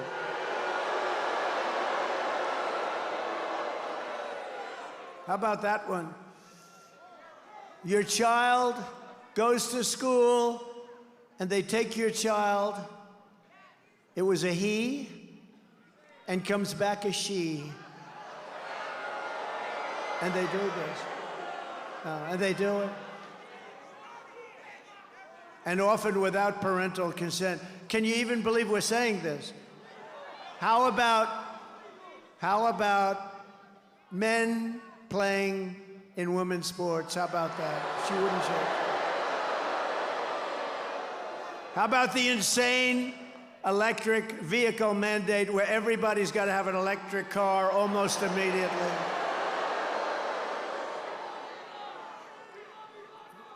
They don't go far. They cost a lot more. And they're going to be made in China. And by the way, I think they're fantastic for a certain group of people that want them. And I'm not saying that because I'm a big fan of Elon, who endorsed us. You know that. He endorsed us. Elon's great. And he makes a great product, and it is. And there's a market for it. It's great. There are people that want it, and I think it's fantastic, actually. But you know what? Some people want gasoline. We have more gasoline. We have more liquid gold under our feet than any other country anywhere in the world. But I'll tell you, Elon was at Butler. You saw, he was having the time of his life. And I didn't even know we had it. He saw a black hat, you saw that. And it has, in a very subtle way, with black letters, "Make America Great Again." And I didn't even know we sold them. And he wore one. And you know, his imagination is rather good, like better maybe than anybody in the world. He sends up rockets. He has what he did with Starlink was so incredible for North Carolina and Georgia and Alabama. They said, "Sir, do you know Elon Musk?" I said, "Yeah, I happen to. He just endorsed us like the best endorsement you've ever heard." He said, "We're going to save America. If we don't, this country is ruined." But think of it, they said, "Do you know?" Because he has something called Starlink, and it's very hard to get. It's so popular.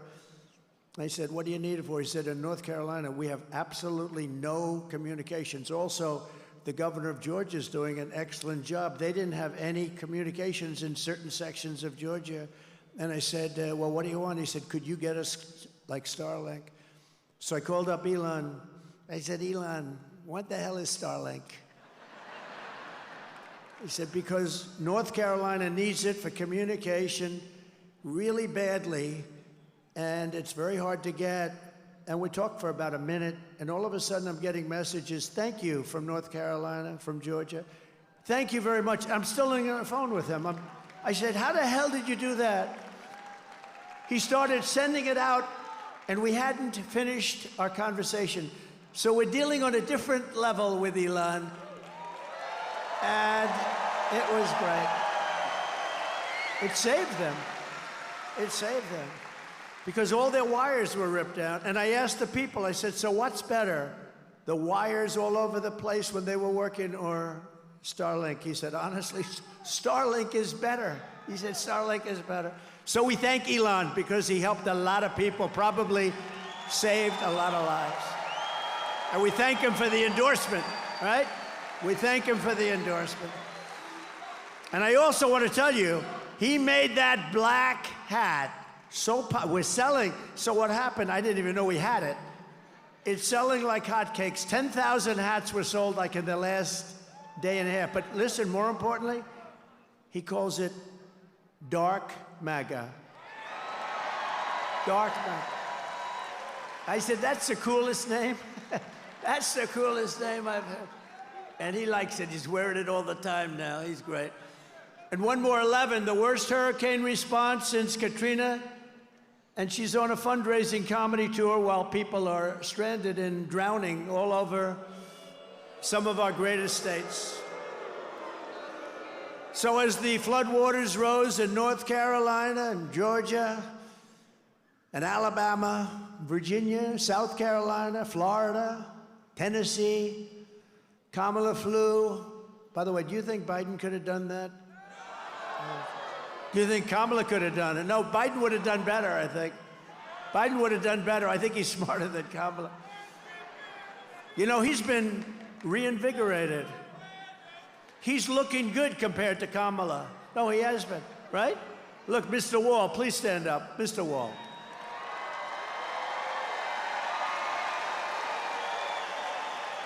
You know, this guy's a wealthy guy. He does great, but he likes to rallies. He's been to like 250. How about Front Row Joe? Stand up, will you, please? Thank you, guys. They got Front Row Joes all over the place. Unfortunately, most of them can't get a front row seat. It's one of those problems. Thank you very much for being. A lot of rallies, like 260-something rallies. And it's Uncle Sam, thank you very much, please. The great Uncle Sam. You know, I got to shake his hand. I have no idea who the hell he is. I got to shake his hand 2 weeks ago. He has the strongest handshake. I'm saying, man, that guy's strong. Thank you, Uncle Sam. You're great. Kamala flew to a fundraiser in San Francisco, a city she absolutely destroyed. She destroyed San Francisco. It was the best city in the country, and now it's not good at all. Well, families desperately tried to escape the rising floodwaters, and they climbed onto roofs. They did anything they can to live, but Kamala didn't send any helicopters to rescue them. And when people sent helicopters, they turned them back. And by the way, when Elon sent Starlink, originally they confiscated it, they took it. It took them a long time to get it over there, and it's a disgrace. And he doesn't want to say that, but I'll say it. It was disgraceful what they did. So she didn't send anything or anyone at all. Days passed, no help as men, women, and children drowned. North Carolina has 8 military bases, great bases. Fort Bragg, remember Fort Bragg? They changed the name. We won 2 wars. 2 world wars, actually, to be specific, from Fort Bragg. But they changed the name to, I'm not even going to say it. Let's just call it Fort Bragg. I think, what do you think? Has nothing to do with Pennsylvania, but the people of North Carolina would like to leave it as Fort Bragg. Can we do that? Yes? I think so. But they had rescue helicopters that could have easily be sent, and there was just no coordination. I'm not surprised because I've been dealing with them. There's nothing. But instead, Kamala recorded a podcast known for its graphic content. Can you believe it? She did nothing as people struggled and drowned, and day after day, no one came, and it's totally deficient.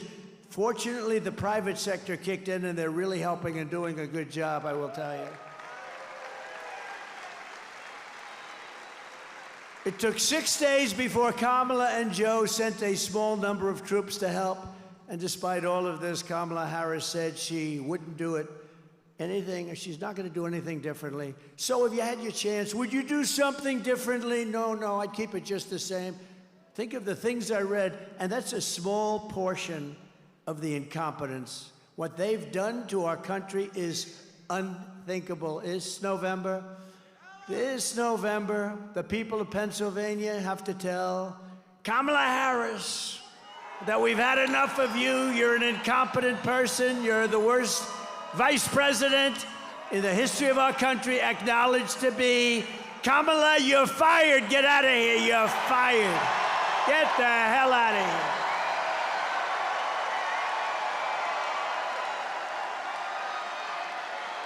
Get the hell out of here.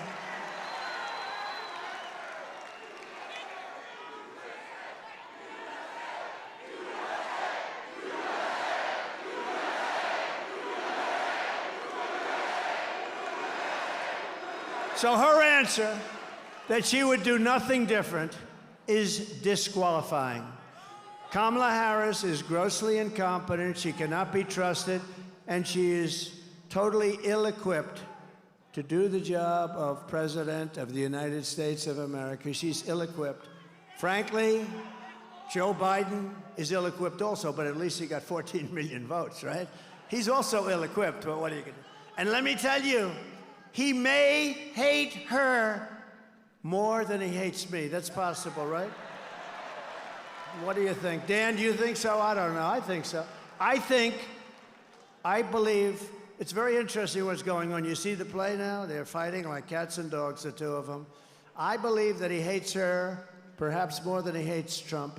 And I'm a little bit upset about that, actually.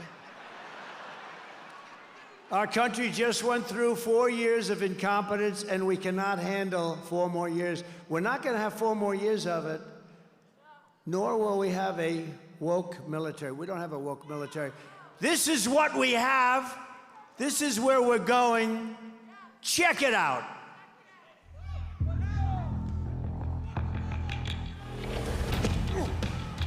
You little scumbag!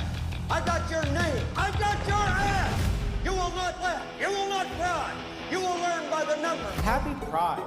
Happy Pride Month. And actually, let's declare it a summer of pride. So you're a killer? Sir, yes, sir. Let me see your war face. Sir, you got a war face? Ah!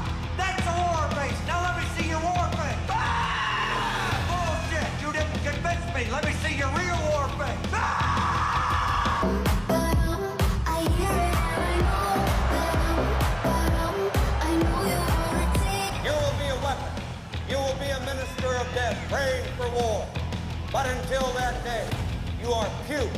You are the lowest form of life on earth. You are not even human fucking beings.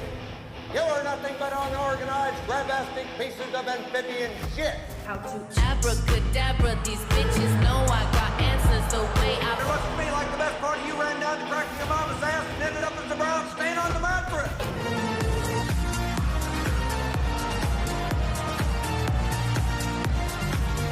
I love working for Uncle Sam. I love working for Uncle Sam. Let me know just who I am. Let me know just who I am. 1, 2, 3, 4, United States Marine Corps. 1, 2, 3, 4, United States Marine Corps.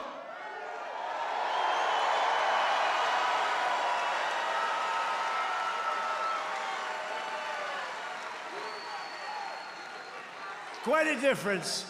It's quite a difference, isn't it?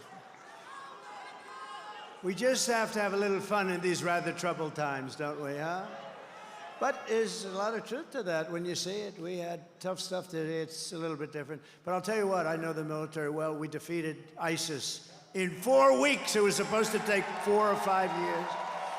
We have a great military, and they're not woke. Some of the stupid people up top are woke, but you could throw those military people into a woke room, scream at them for 2 years, they'd come out, they want to fight, okay? They are great. We have a great military. I saw it because, you know, by the way, I'm the only president in 78 years that didn't start a war, but I finished wars. I finished wars. Remember when Crooked Hillary said, and she said, remember when Crooked Hillary said, look at him, he's going to start a war. I said, no, I'm going to stop wars. I'm going to stop them. And I did 78 years, but I wiped out ISIS in very quick time. They said it was going to take 4 or 5 years. I did it in 1 month because our military is great. Our military is great. Just yesterday, it was reported that Kamala Harris brought in a totally unvetted refugee from Afghanistan who has now been arrested for plotting an ISIS terror attack on the United States during our election. This is the people we brought in. We've got thousands of them. This is one. Kamala completely abandoned her duty to law-abiding Americans and spent the last 4 years importing criminals, unvetted refugees, and terrorists into our country. As we speak, she has, and this was just announced last week, 13,099, so over 13,000 illegal, alien, convicted murderers roaming free in our country. Murderers that they're released from penitentiaries, prisons, and jails. You got 13,000 plus murderers in our country that were released from jails from all over the world. They come from the Congo. They come from all over the world, not just South America. They do come from South America, too. Do you know the crime rate, like in Venezuela, is way down because they've sent their criminals into the United States? In fact, I'll make you a deal. If we don't win, if this crazy, incompetent person gets in, next year, this same group is going to meet in Caracas, Venezuela, because it'll be much safer than your particular state. That's where we are. We're going to get these people out. We're going to deport them so rapidly. We're going to get the criminals, the murderers.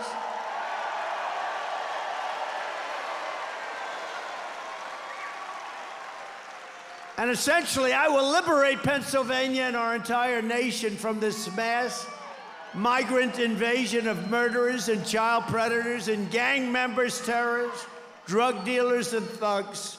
What they have done to our country is unbelievable.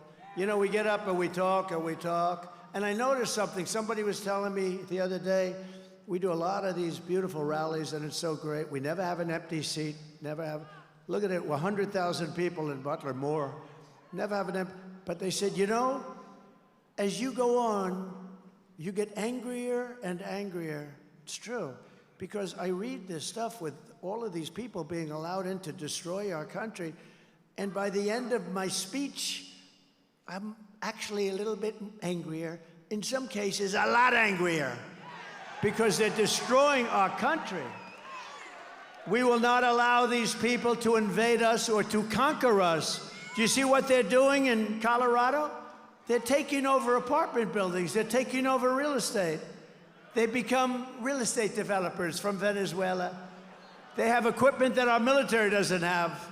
Where the hell did they get that equipment? And the governor of Colorado, who's a weak Democrat, radical left, he's beside himself. He's totally, he said, oh, what do I do? What do I do? You get him the hell out of there. That's what you do. The Democrats brought him in. And you know what? Little cities and towns all over the country are being invaded. But the ones that aren't, they're just as scared because they know it's going to happen. Because we have hundreds of thousands of these people, and there's so many of them are criminal.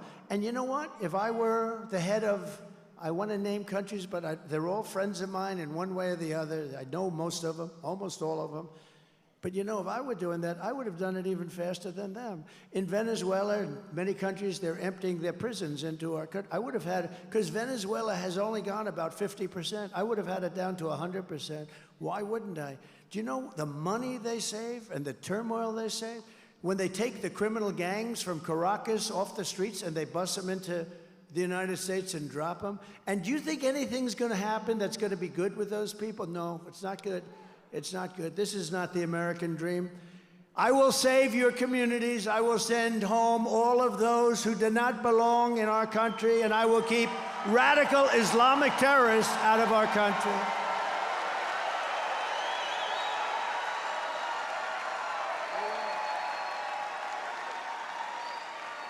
And also, Kamala is known as the taxing queen, the taxing queen. Her plan will raise taxes for typical American families by an estimated $3,000 a year. Take a look at this. Joe Biden and I are about to get rid of that tax bill. Calling for a full repeal of President Trump's tax cuts. If Kamala Harris was elected president, there are many different tax policies which could cripple the economy, but the first thing she wants to do is allow these Trump tax cuts to expire. Even the New York Times admits that 85% of the middle class got a tax cut. Americans will face a hike. The Tax Foundation finding that a couple with 2 kids making $165,000 a year would have to pay over $2,400 more in taxes. And on day one, I will repeal that tax bill. Joe Biden and I are about to work to get rid of that tax cut. Joe and I are about to get rid of that tax bill. Joe Biden and I are about to get rid of that tax cut. Everything from a 70 to 80% tax rate. I think that's fantastic. We've got to increase the corporate tax rate. Part of that is going to be about repealing that tax bill that they just passed.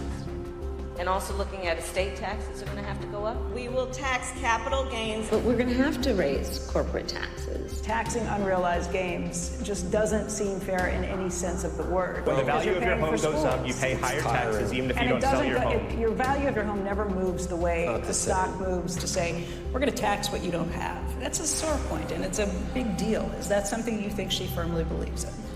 I think it's part of the proposals of the campaign. Under my plan, there will also be a carbon fee. There has to be some connection between the fee and bad behaviors, and there has to be, in that we have to monitor whether it's going to be passed on to consumers. But I'm going to tell you that should never be the reason not to actually put a fee, and in particular, a carbon fee. Kamala Harris is going to significantly raise taxes. Taxes are going to have to go up. Kamala's plan will raise families' taxes by nearly $2,600 a year. Under Kamala, prices have already soared. Now, she'd make it worse with even higher taxes. Taxes are going to have to go up. President Trump will cut taxes again. No taxes on tips, overtime, or Social Security. I'm Donald J. Trump, and I approve this message. Thank you. So I gave you, as you know, the largest tax cut in the history of our country, and I gave you the largest regulation cut for your companies that hired so many people. We had the best employment numbers in the history of our country. Everybody was working, whether they went to the best schools and colleges and got doctorates and all of the different, or whether they couldn't graduate from high school, men, women, the black community, the Hispanic community, the Asian community. Every single group, not one was left behind. And the best ones, in terms of proportionately, were low-income people. They did the best. And by the way, you have an invasion of people into our country, and not including gotaways, more than 21 million people. The gotaways, nobody has any idea how many there are. They are going to be attacking, and they already are, the black population jobs, the Hispanic population jobs, and they're attacking union jobs too. And they're all pouring in. So when you see the border, it's not just the crime, your jobs are being taken away too. And it's not gonna happen. It's not gonna happen. Kamala will deliver a 1929-style depression. I will deliver low taxes, low regulations, low energy costs, low interest rates, low inflation, and the greatest economy in the history of the world, which is what we gave you before.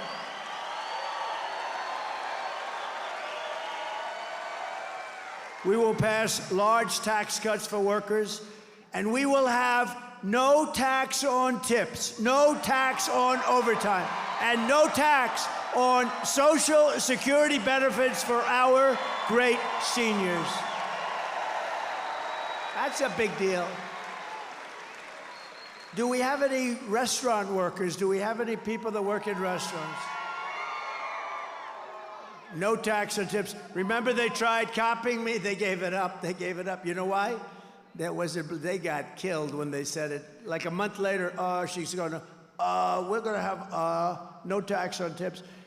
So they toyed with people with their education, right? With debt. And they said, oh, well, we're going to pay for your college education. We're going to pay. Never got it done. They won't get anything done. They can't get anything done. They never got it done. To bring jobs, factories, and wealth racing back to Pennsylvania, we will have a 15% made in America corporate tax rate, cutting the tax from 21 to 15, and I got it down to 21 from 39. But there is a but only for those who make their product in America, made in America. Right? One of the biggest guys, highly sophisticated guy, wealthy guy on Wall Street called me up. He said, who the hell gave you that idea? It's so simple, right? You're going to get that additional tax cut, but you have to have your product made in America. Isn't that great? They said, who gave you? That's like the paperclip. Somebody came up with the idea of a paperclip many years ago, and people saw it. They said, why didn't I think of that?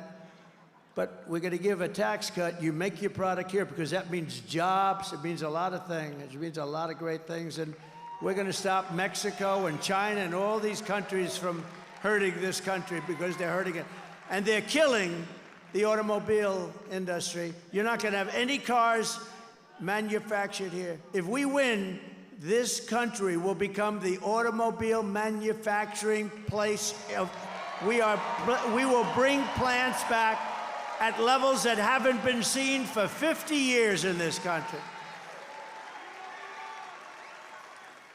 You know, right now the Chinese are building big factories, auto plants in Mexico. They think they're going to make cars and send them over to our border and put everybody in Detroit out of business, put everybody in South Carolina out of business. Not gonna happen, because I'll put 100 or a 200% tariff.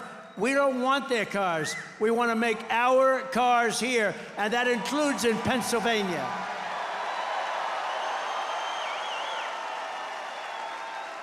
And for those who don't make their product in America, they will be forced to pay a rather stiff tariff for the privilege of competing with our cherished companies that we're going to take care of, and for the privilege of stealing our jobs, our treasure, and our wealth. They're going to do that. That's okay, but they're going to pay something for it, and it's going to be substantial.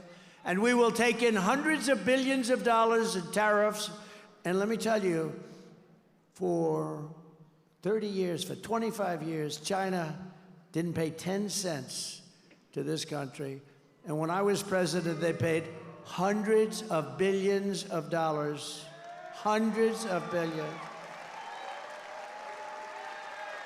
Not 10 cents. They literally never, you know, they went under the guise, we are a developing nation. Well, we're a developing nation too. We're like Our nation's gone like this. We got to get it back up, and we're going to get it back up fast. But American citizens will use all that money. We're going to pay off debt. We're going to reduce your interest rates. We are going to, by the way, two things. When I was president, the interest rate was 2%. Now it's 10%, but it's not really 10% because you can't get any money at 10%. The American dream for young people is gone. They can't buy a house. You can't get any money. So it's not 10%. It's 11, 12, 13, 14, 15%. It was 2%. 5 years ago, we had 2%, and now we have not 10, probably 14 or 15 before you get it, but that puts you out of business. Tariffs against us. Remember this, one thing is going to happen or another thing. Number one, they're going to drop all tariffs against us. You know, we have countries that charge us 150 and 200%, and we charge them nothing. And I started it, and it was good. We were making a fortune, and then these idiots came in and they changed it. But we're going back to it. It's a pro-American, it's America first policy, if you don't mind. America first. We have America first. And I believe my pro-American trade policies are one of the major reasons why I've been overwhelmingly endorsed by the rank and file membership of the Teamsters. Never happened, it never happened. Including 65% of Teamster members in the great Commonwealth. By the way, never call it a state. That's a very bad, that's career threatening. I had a politician who's a friend of mine. He walked in and he started talking about the state. I said, oh, he's dead. He was dead.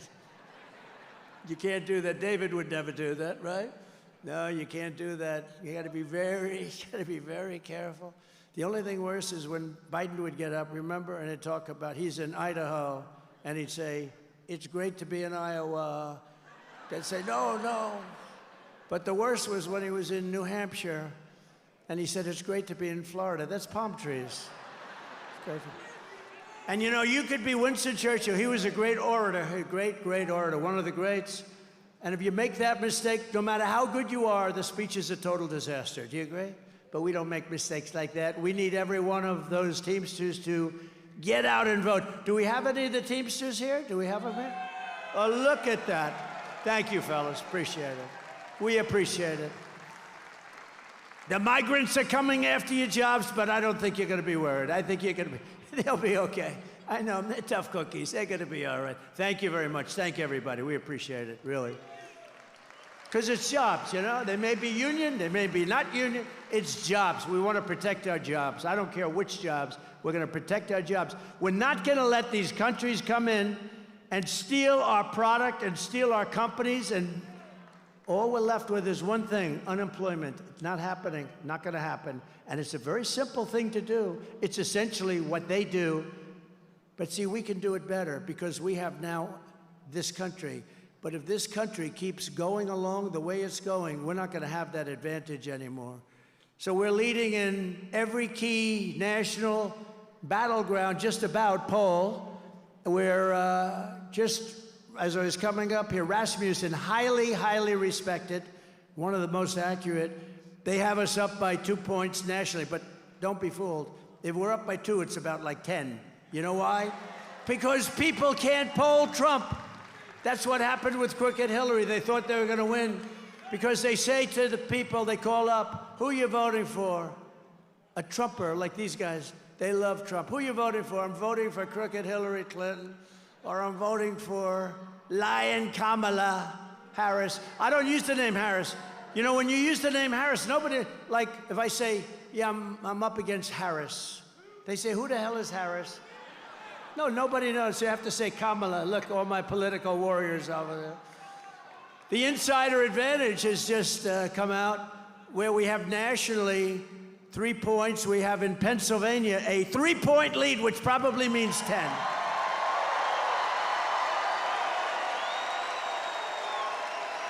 And a brand new Quinnipiac poll shows us leading in Michigan by 4 and in Wisconsin by 2.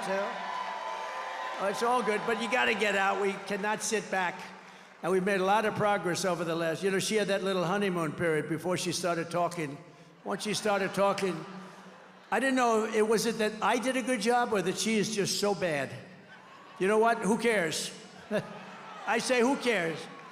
Pennsylvania also needs to defeat your disastrous, radical Democrat Senator, Bob Casey. And we want to elect the next senator from Pennsylvania, David McCormick. He's right here. David McCormick. And I'll tell you, I know him for a long time.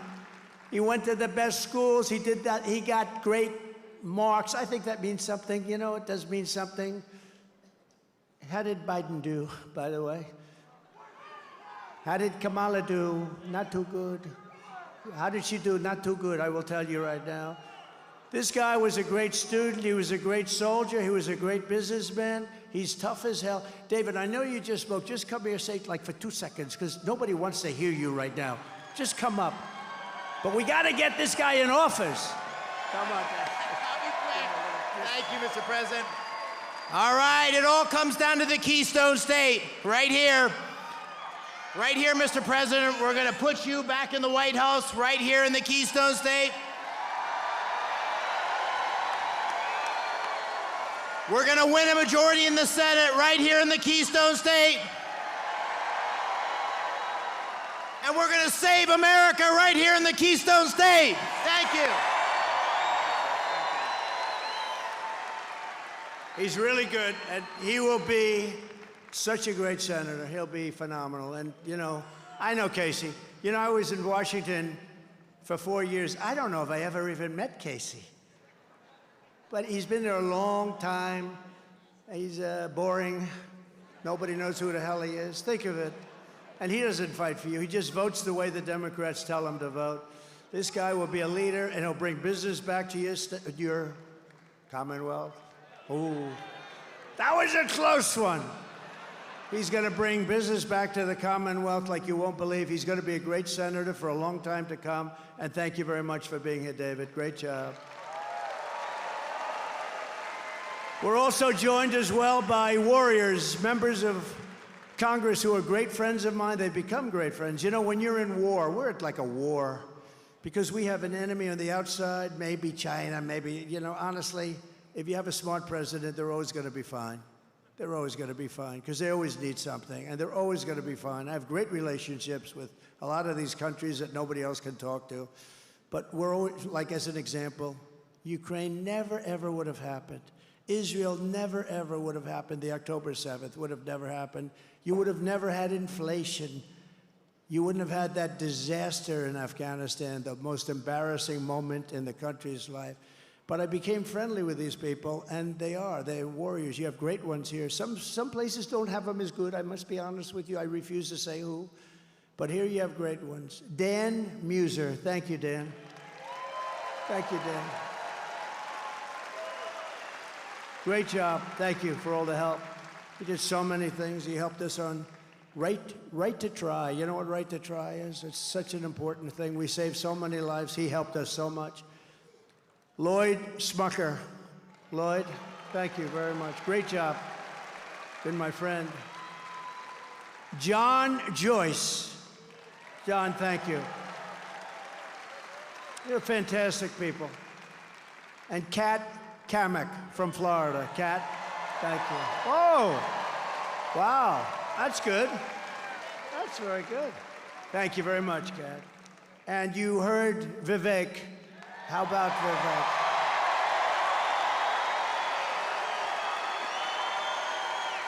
Great guy.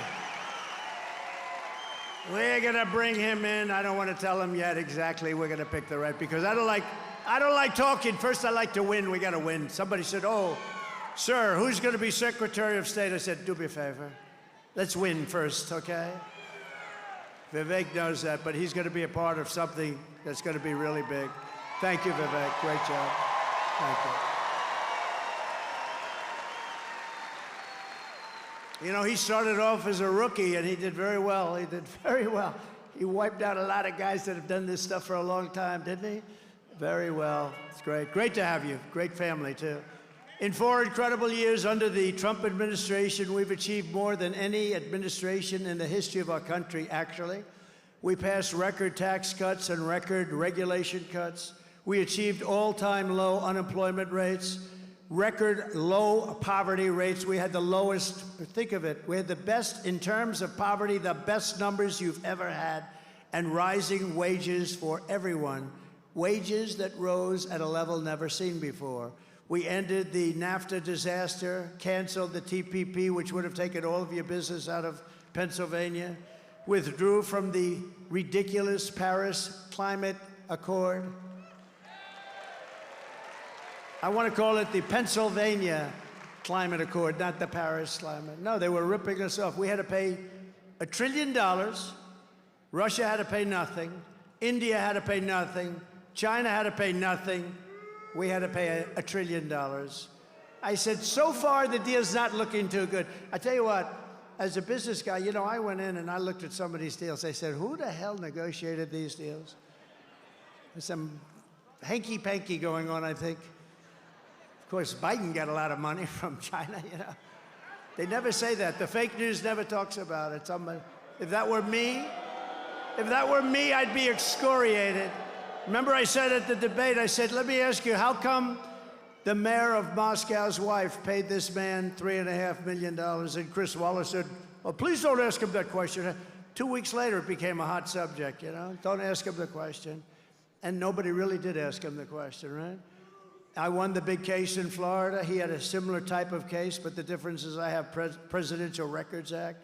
Mine was 100% fine. I won it. I beat deranged Jack Smith. He's a deranged individual. But Biden had a similar case, but he didn't have Presidential Records Act, right?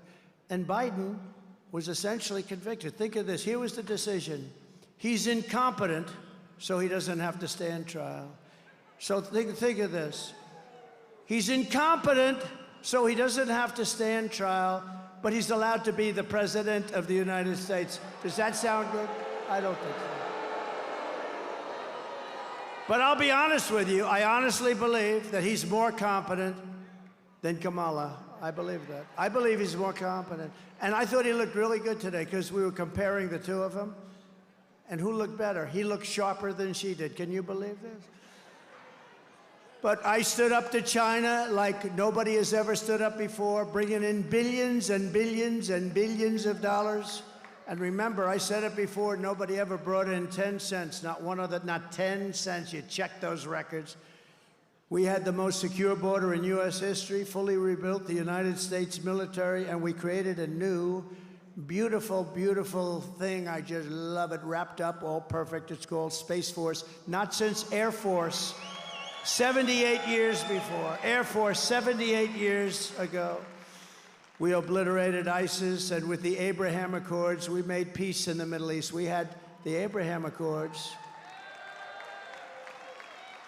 If Obama even thought about an idea like that, he would have gotten a Nobel Prize. With me, I say, don't waste your time. They're never giving it. They don't give me anything. All we do is produce. We produce. I just want to produce for you. I don't care about them. And I'm proud to be the first president in decades who started no new wars. That's very good.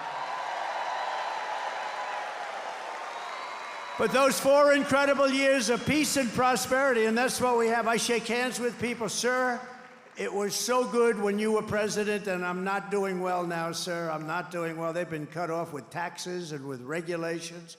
It's horrible what they're doing. But they've been followed by 4 years of misery and failure under the worst president and vice president in American history. This is the worst president and vice president. This is the worst administration in the history of our country. The only one happy about it is Jimmy Carter, because Jimmy Carter is considered, and his administration is considered brilliant by comparison. Would you say that's true, Vivek, David? Yes? Now, Jimmy Carter had a brilliant administration by comparison, so he's quite happy. He's a pretty old guy. He's just turning 100 or just about, right? He's 100 years old. And he's a nice man, actually, so he's a very nice man. But here are the facts. Kamala Harris is a radical left Marxist, rated even worse than Bernie Sanders, and even worse than Pocahontas. Do you know Pocahontas? Elizabeth Pocahontas Warren, remember? She said, I'm Indian. Everyone said, well, do you have any proof? No, my mother said that I had high cheekbones. That's what she said. That's what she said. So I came up with the name Pocahontas, and it drove her crazy, and so she went out and got a blood test, right? Remember what the number was? 1,024th. Oh, this guy's good. 1,024th. That means essentially that I have more Indian blood in me than she has, and I have none, unfortunately. I'd like to have some. I'd be honored to have some, but I have none. She thought it was so good that she had, you know, 1,024th. It's like not even possible. It's not possible. And she was happy. She was so happy that she released a number. She thought it was good, and that was the end of her political career. You know, she was leading in the presidential race back then. That was the Biden race. And you know where Kamala was? She had dropped out. She was dead last. She dropped out. She never made Iowa. And do I love Iowa? I love Iowa. I love corn. I love Iowa. Now, Iowa's great. We have a big lead in Iowa. Never lost in Iowa. We had, we had a great, you know, many years. What was it, 36 years? Nobody won Pennsylvania. And then Trump came along and we won Pennsylvania. And I'll tell you, there's more spirit now than I've ever seen. I'm talking about nationwide because we have another factor. You like me, and you know that I'm a very competent person. But you know how, thank you. Thank you. I love you too. But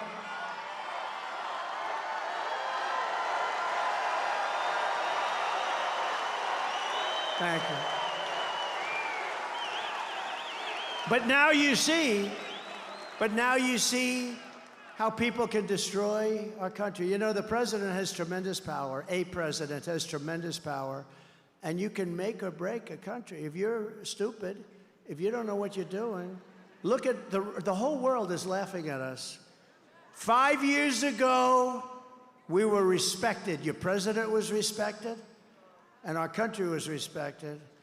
And Viktor Orban, one of the toughest leaders in the world, the strong people, the press hates him. They say, he's a tough leader. Well, you know, sometimes you need a tough leader. But highly intelligent guy, very strong person from Hungary. He's the head of Hungary. And he made a statement. They said, why is it that the whole world is going crazy? The whole world. Remember me? I had no wars. I had no anything. We had no terrorists. We had no terror attacks. Everybody was happy. We had no terrorist attacks. But he said, why? They asked him, why is it? They said, because Trump's not president. If he becomes president, the whole world, because, and I don't use this word, I don't like the word for myself. I'm just saying the word he said. He said the whole world was afraid of him. China was afraid. Russia was afraid. Everybody was afraid. And I don't like that. I'd like to say respect. But I'm just saying what he said, so, because otherwise they'll say, oh, you know, these guys are so bad. A big part of our problem in this country are those people right back there. Big part of our problem. We need a free and fair press badly, desperately. I watched the way they asked questions of Kamala yesterday. Howard Stern, he's a weak guy. He's weak. He's going, oh, what about, oh. It was so ridiculous. Even she was embarrassed. It was like softball. But all of them. Howard, I knew him very well. I was on his show many times. I used to think he was good. Then I dropped him. And I dropped him like a dog. And his ratings are very challenged. Very challenged. But I watched the questions. I watched that stupid View where you have these really dumb people. You know, Whoopi Goldberg said, would you participate in a movie? She made some movie on basketball. This was before I ran for politics. She said, oh, you're so great. If you ever ran for president, you'd win. This is Whoopi Goldberg. You don't hear that? She said, I'm making a movie. Would you be in it? I said, in what capacity? Just a walk-on. You're so great. Would you do I did a walk-on for Whoopi Goldberg. Now she says, I refuse to mention his name. You know what? Politics can do strange things to demented people. No, I've hired Whoopi to work for me as a comedian before this stuff, and a long time ago. And I went, and, you know, I'm not particularly shy about what I hear. Her mouth was so foul, every word out of her mouth was like the F word, that this. I was with a group of people, like sort of nice people, and we had to leave. She was so filthy dirty, disgusting, half the place left. I said I'd never hire her again, but she was so dirty, every word was filthy dirty, and I left. And then I see her sitting about, oh, Whoopi, oh, what a loser she is. But I watched the way they ask questions, and it's like, you know, they're on the same, like they're partners in this crime that's being committed. Kamala, again, she was last in the primary. She was the first one to drop out of like 22 people, and now I'm running against her. Now, I don't mind. I have a feeling that if they left Joe in, by the time it's finished, because she's dropping like a rock now, because she's actually forced to speak. Because she's behind, she's forced to go on and she's speaking. And because she's speaking, people are realizing she's a dumb person. And we can't have another dumb president. We've had enough. Can't have it. No, the country can't take it. I don't want to be nasty. Somebody said to me, one of my people, a nice person, staff person, said, sir, please, don't call her dumb.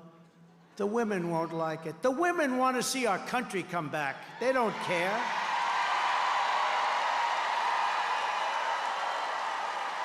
The women are tougher than the men, right? They're tough. I said, don't worry. I said, don't worry about the women. They'll be okay. They're going to be okay.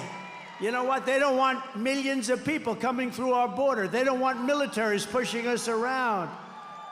They don't want crime in the middle of our streets. They don't want hundreds of thousands of migrant criminals.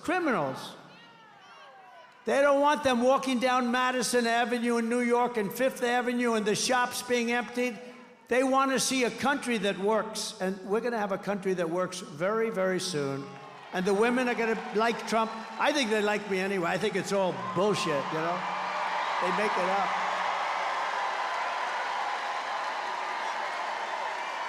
Thank you. Kamala was an original creator of defund the police, okay? You know, she was one of the originals. Because she's a radical left person. Her father is a Marxist economist. I don't know what that means, a Marxist economist, they sort of, but a Marxist economist. I'd love to meet the father. Where's the father? I want to meet the father. I might like him. I mean, I like Barack Hussein Obama's brother very much. He endorsed me. And I like very much Tampon Tim's family. His family endorsed me. Tampon Tim. They endorsed me, the family of Tim. A terrible governor. The job he does is terrible.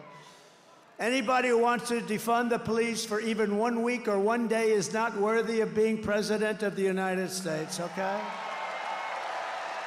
Kamala Harris vowed to abolish ICE. She wants mass amnesty for illegals, which will bankrupt Medicare and Social Security. Do you know these people coming in, I believe they do it for the votes. They really want to get them on the voting rolls.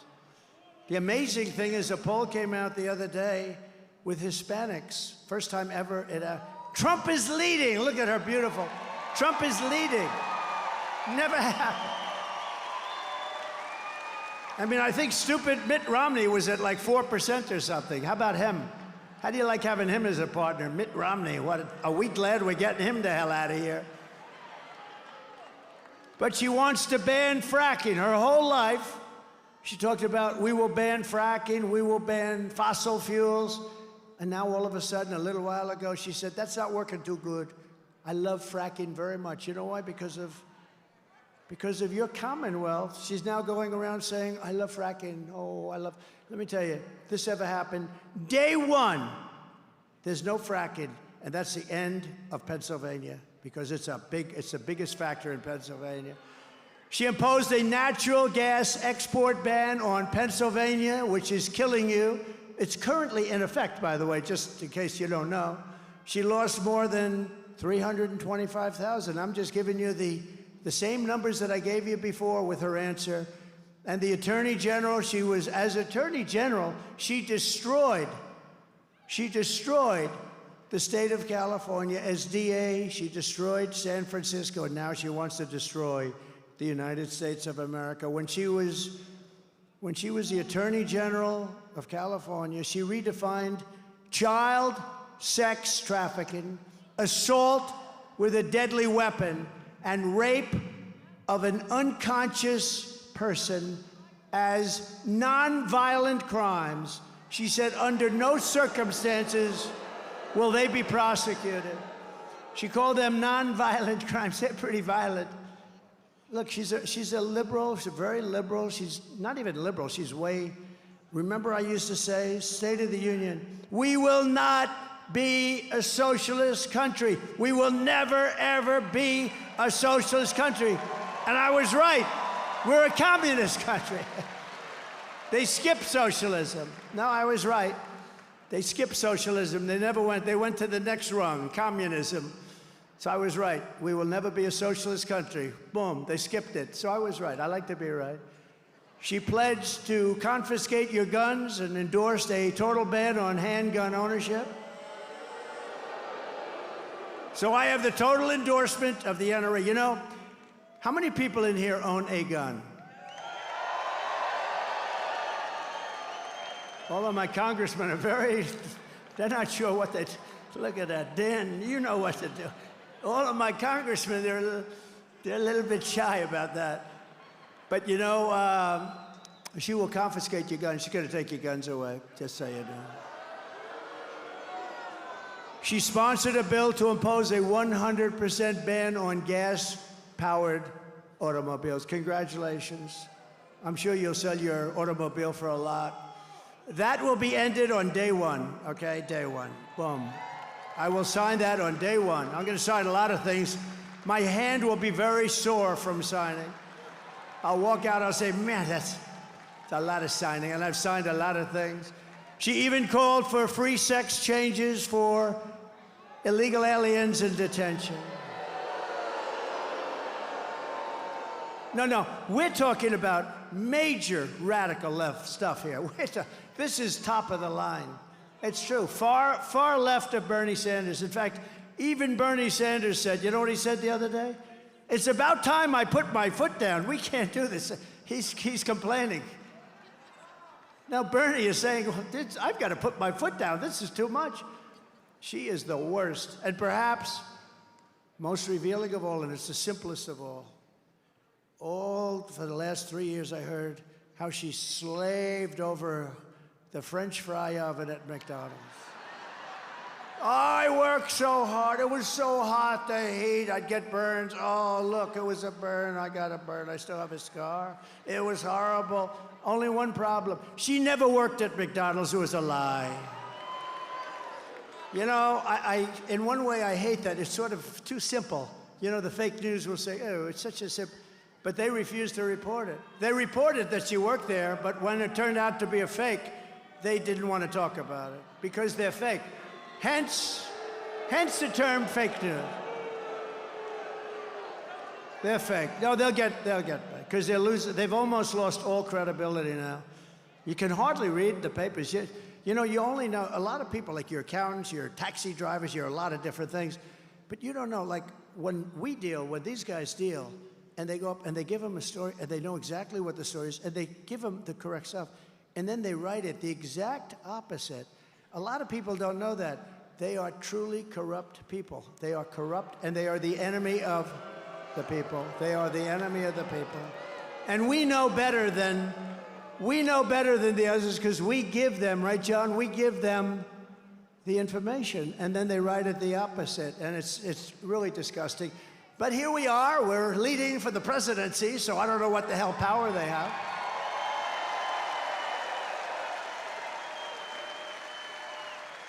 And yesterday, Tampon Tim said that they want to abolish the Electoral College, take away all electoral power from the voters of Pennsylvania. They want to add, in many cases, they're talking about many. They're thinking about, first time I heard this number, 25. They want to have 25 Supreme Court justices. because it's the only way they're going to gain the power, they think. No, they have to wait their turn, you know. It could come back. But you know what? They want to have, it's the first time I've ever heard the number. It's got to be uneven. You know that, right? Got to be. So I figured they'd stop at maybe 11, maybe 13. No, that's an unlucky number. So 15 maybe. Yesterday, first time I heard 25, they want 25. Tampon Tim and Kamala Harris are a true threat to democracy. I'm not the threat to democracy. By the way, if I was, I wouldn't have taken a bullet to the ear. You know, I wouldn't have taken a bullet to the ear. They didn't.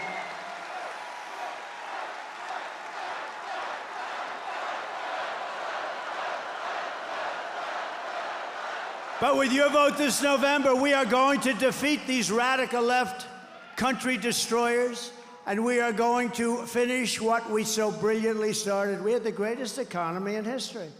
On day one, I will seal the border, stop the migrant invasion, and we will begin the largest deportation operation in the history of our country. We have no choice. The illegal migrants coming into our country are taking the jobs of American citizens, the Black and Hispanic communities in particular. I will end inflation, and we will make America affordable again. We're going to drill, baby, drill. We're going to get the energy costs way down. I will fight for and protect Social Security and Medicare with no increases of age. How would you like to be? It's going to happen with them. Some nice guy worked hard. He's getting ready to reach that certain age, and they announced, so you're going to have to wait an extra 6 years. No, it's not going to happen. Not with me. And it didn't happen. Remember that. It didn't happen. It won't happen, Uncle Sam, I promise you. We will make America the dominant energy producer in the world by far, and we will frack, frack, frack, and drill, baby, drill.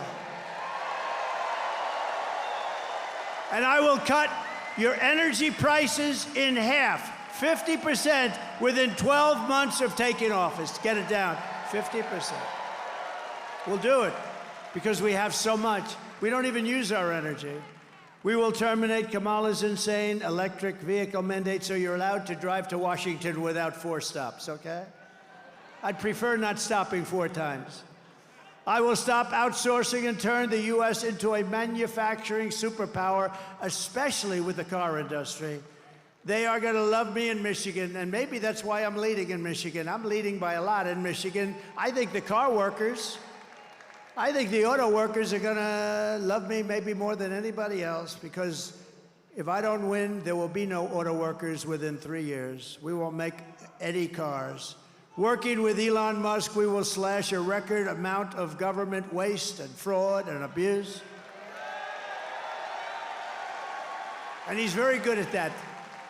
And I will end the war with Ukraine while I'm president-elect. I won't even wait to get into office. I'll end it. Stop the chaos in the Middle East and prevent World War III, which is going to happen. World War III. We're closer to World War III than we have ever been. We've never been this close, and this will be a war like no other because it's nuclear power. And this is not 2 army tanks, as I say, going back and forth and shooting at each other, Uncle Sam, right? This is levels of power and carnage, and it's obliteration time, and we can't let that happen, and we won't have it.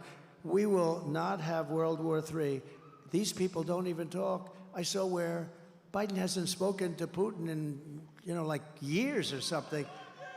You got to end that war. That war is ridiculous. We got to end that war, and I'll end it fast. I know both of them. I know Zelensky. I know Putin. We'll get it ended.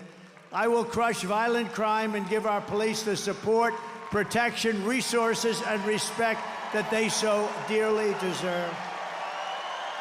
We will strengthen and modernize our military. I totally rebuilt our military, and we gave $85 billion worth of it to the Taliban.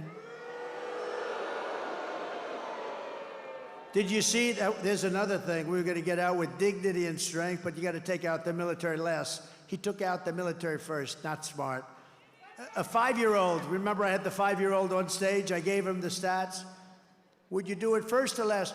Sure, I take out the military last. Thank you. Go back to your mom. Thank you. But Biden took it out first with Kamala's blessing. And we will build a missile defense shield, all made in the USA and a lot of it made in Pennsylvania. We're entitled to it. It's our technology. Why aren't we doing it? All made right here. Jobs, jobs, jobs. We will lead the world in space and reach Mars before the end of my term. We're going to reach. I said to Elon, is that doable? Absolutely. He loves rockets, that guy, man. Never seen a guy that likes rockets so much. First time I got a glimpse, I said, who did that? Remember when the rocket engines came down? They have no wings, no nothing. I said, what the hell is that? I'm looking. It wasn't a missile. It was just a round tube. And it came down. It landed right on a barge, a circle. 4 of them or 3 of them came right down and landed right on a circle from space. I said, who the hell did that? It was Elon Musk. I called him. I said, what's that all about? He said, well, engines are very, very expensive.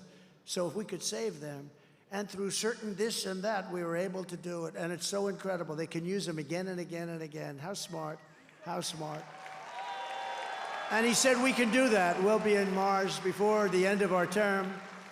And a lot of it also, though, does have to do with the military, because we don't want to just send rockets up. I mean, the military, it's going to be a very important factor. Space Force is turning out to be a very big deal, because a lot of the military is going to be surveillance and everything will be having to do with space. And we're now, you know, we were being obliterated when I took office by China and by Russia in space. We are now leading by a lot. I put a guy in there who's done a phenomenal job.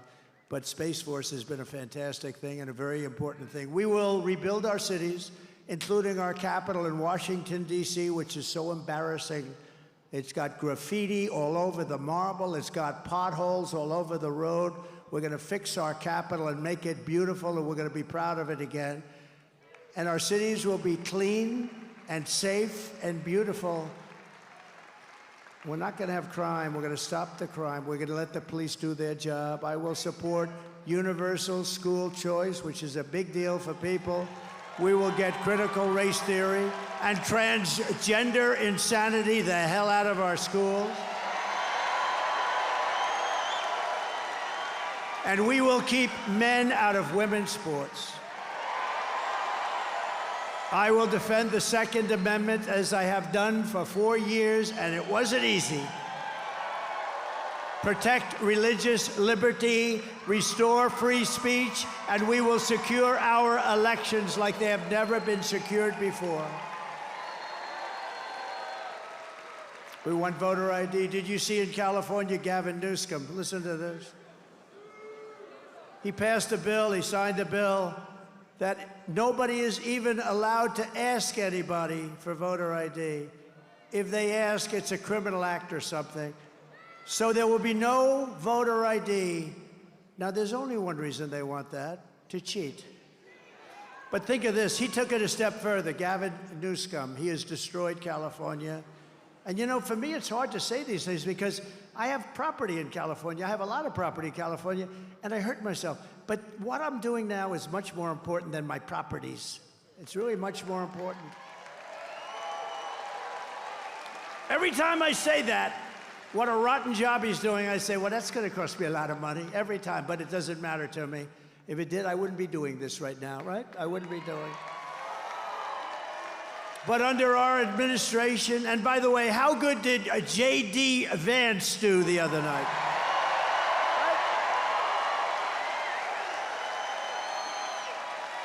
Good people, good people. Everyone will prosper, every family will thrive, and every day will be filled with opportunity and hope. But for that to happen, we must defeat Kamala Harris. Should be easy, should be very easy. And stop her radical left agenda once and for all. You have to get out and vote. We're going to make this a landslide. We want to make it a real referendum. We want to make it something where you go and you say, we have the right to stop crime in our cities. We want to make it big. And we want to make it so that they can't cheat, you know. And if you win by a lot, they can't cheat. They can only cheat so much. And they are cheating dogs, I will tell you that. Early voting in Pennsylvania is underway. What the hell are you doing sitting here? Go.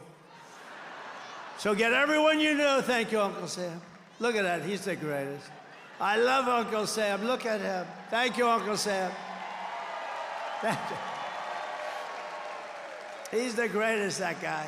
I don't know who the hell he is. He goes to a lot of rallies. Mr. Wald, you know? I don't know, but he's great, actually.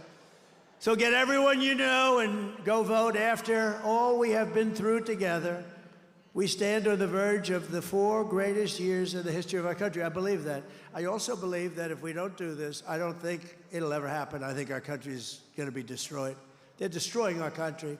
You will have 200 million people come in from all over the world, including prisons and mental institutions.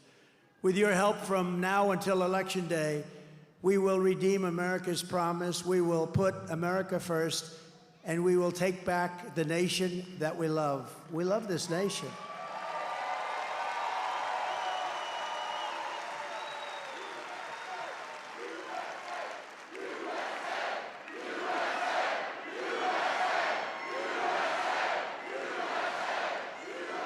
November 5th will be the most important day in the history of our country. And together, we will make America powerful again. We will make America wealthy again. We will make America healthy again. You know who's going to do that? RFK Jr. He's got some good ideas. We love RFK Jr., don't we, Vivek? Between the two of these guys, we will make America strong again. We will make America proud again. We will make America safe again.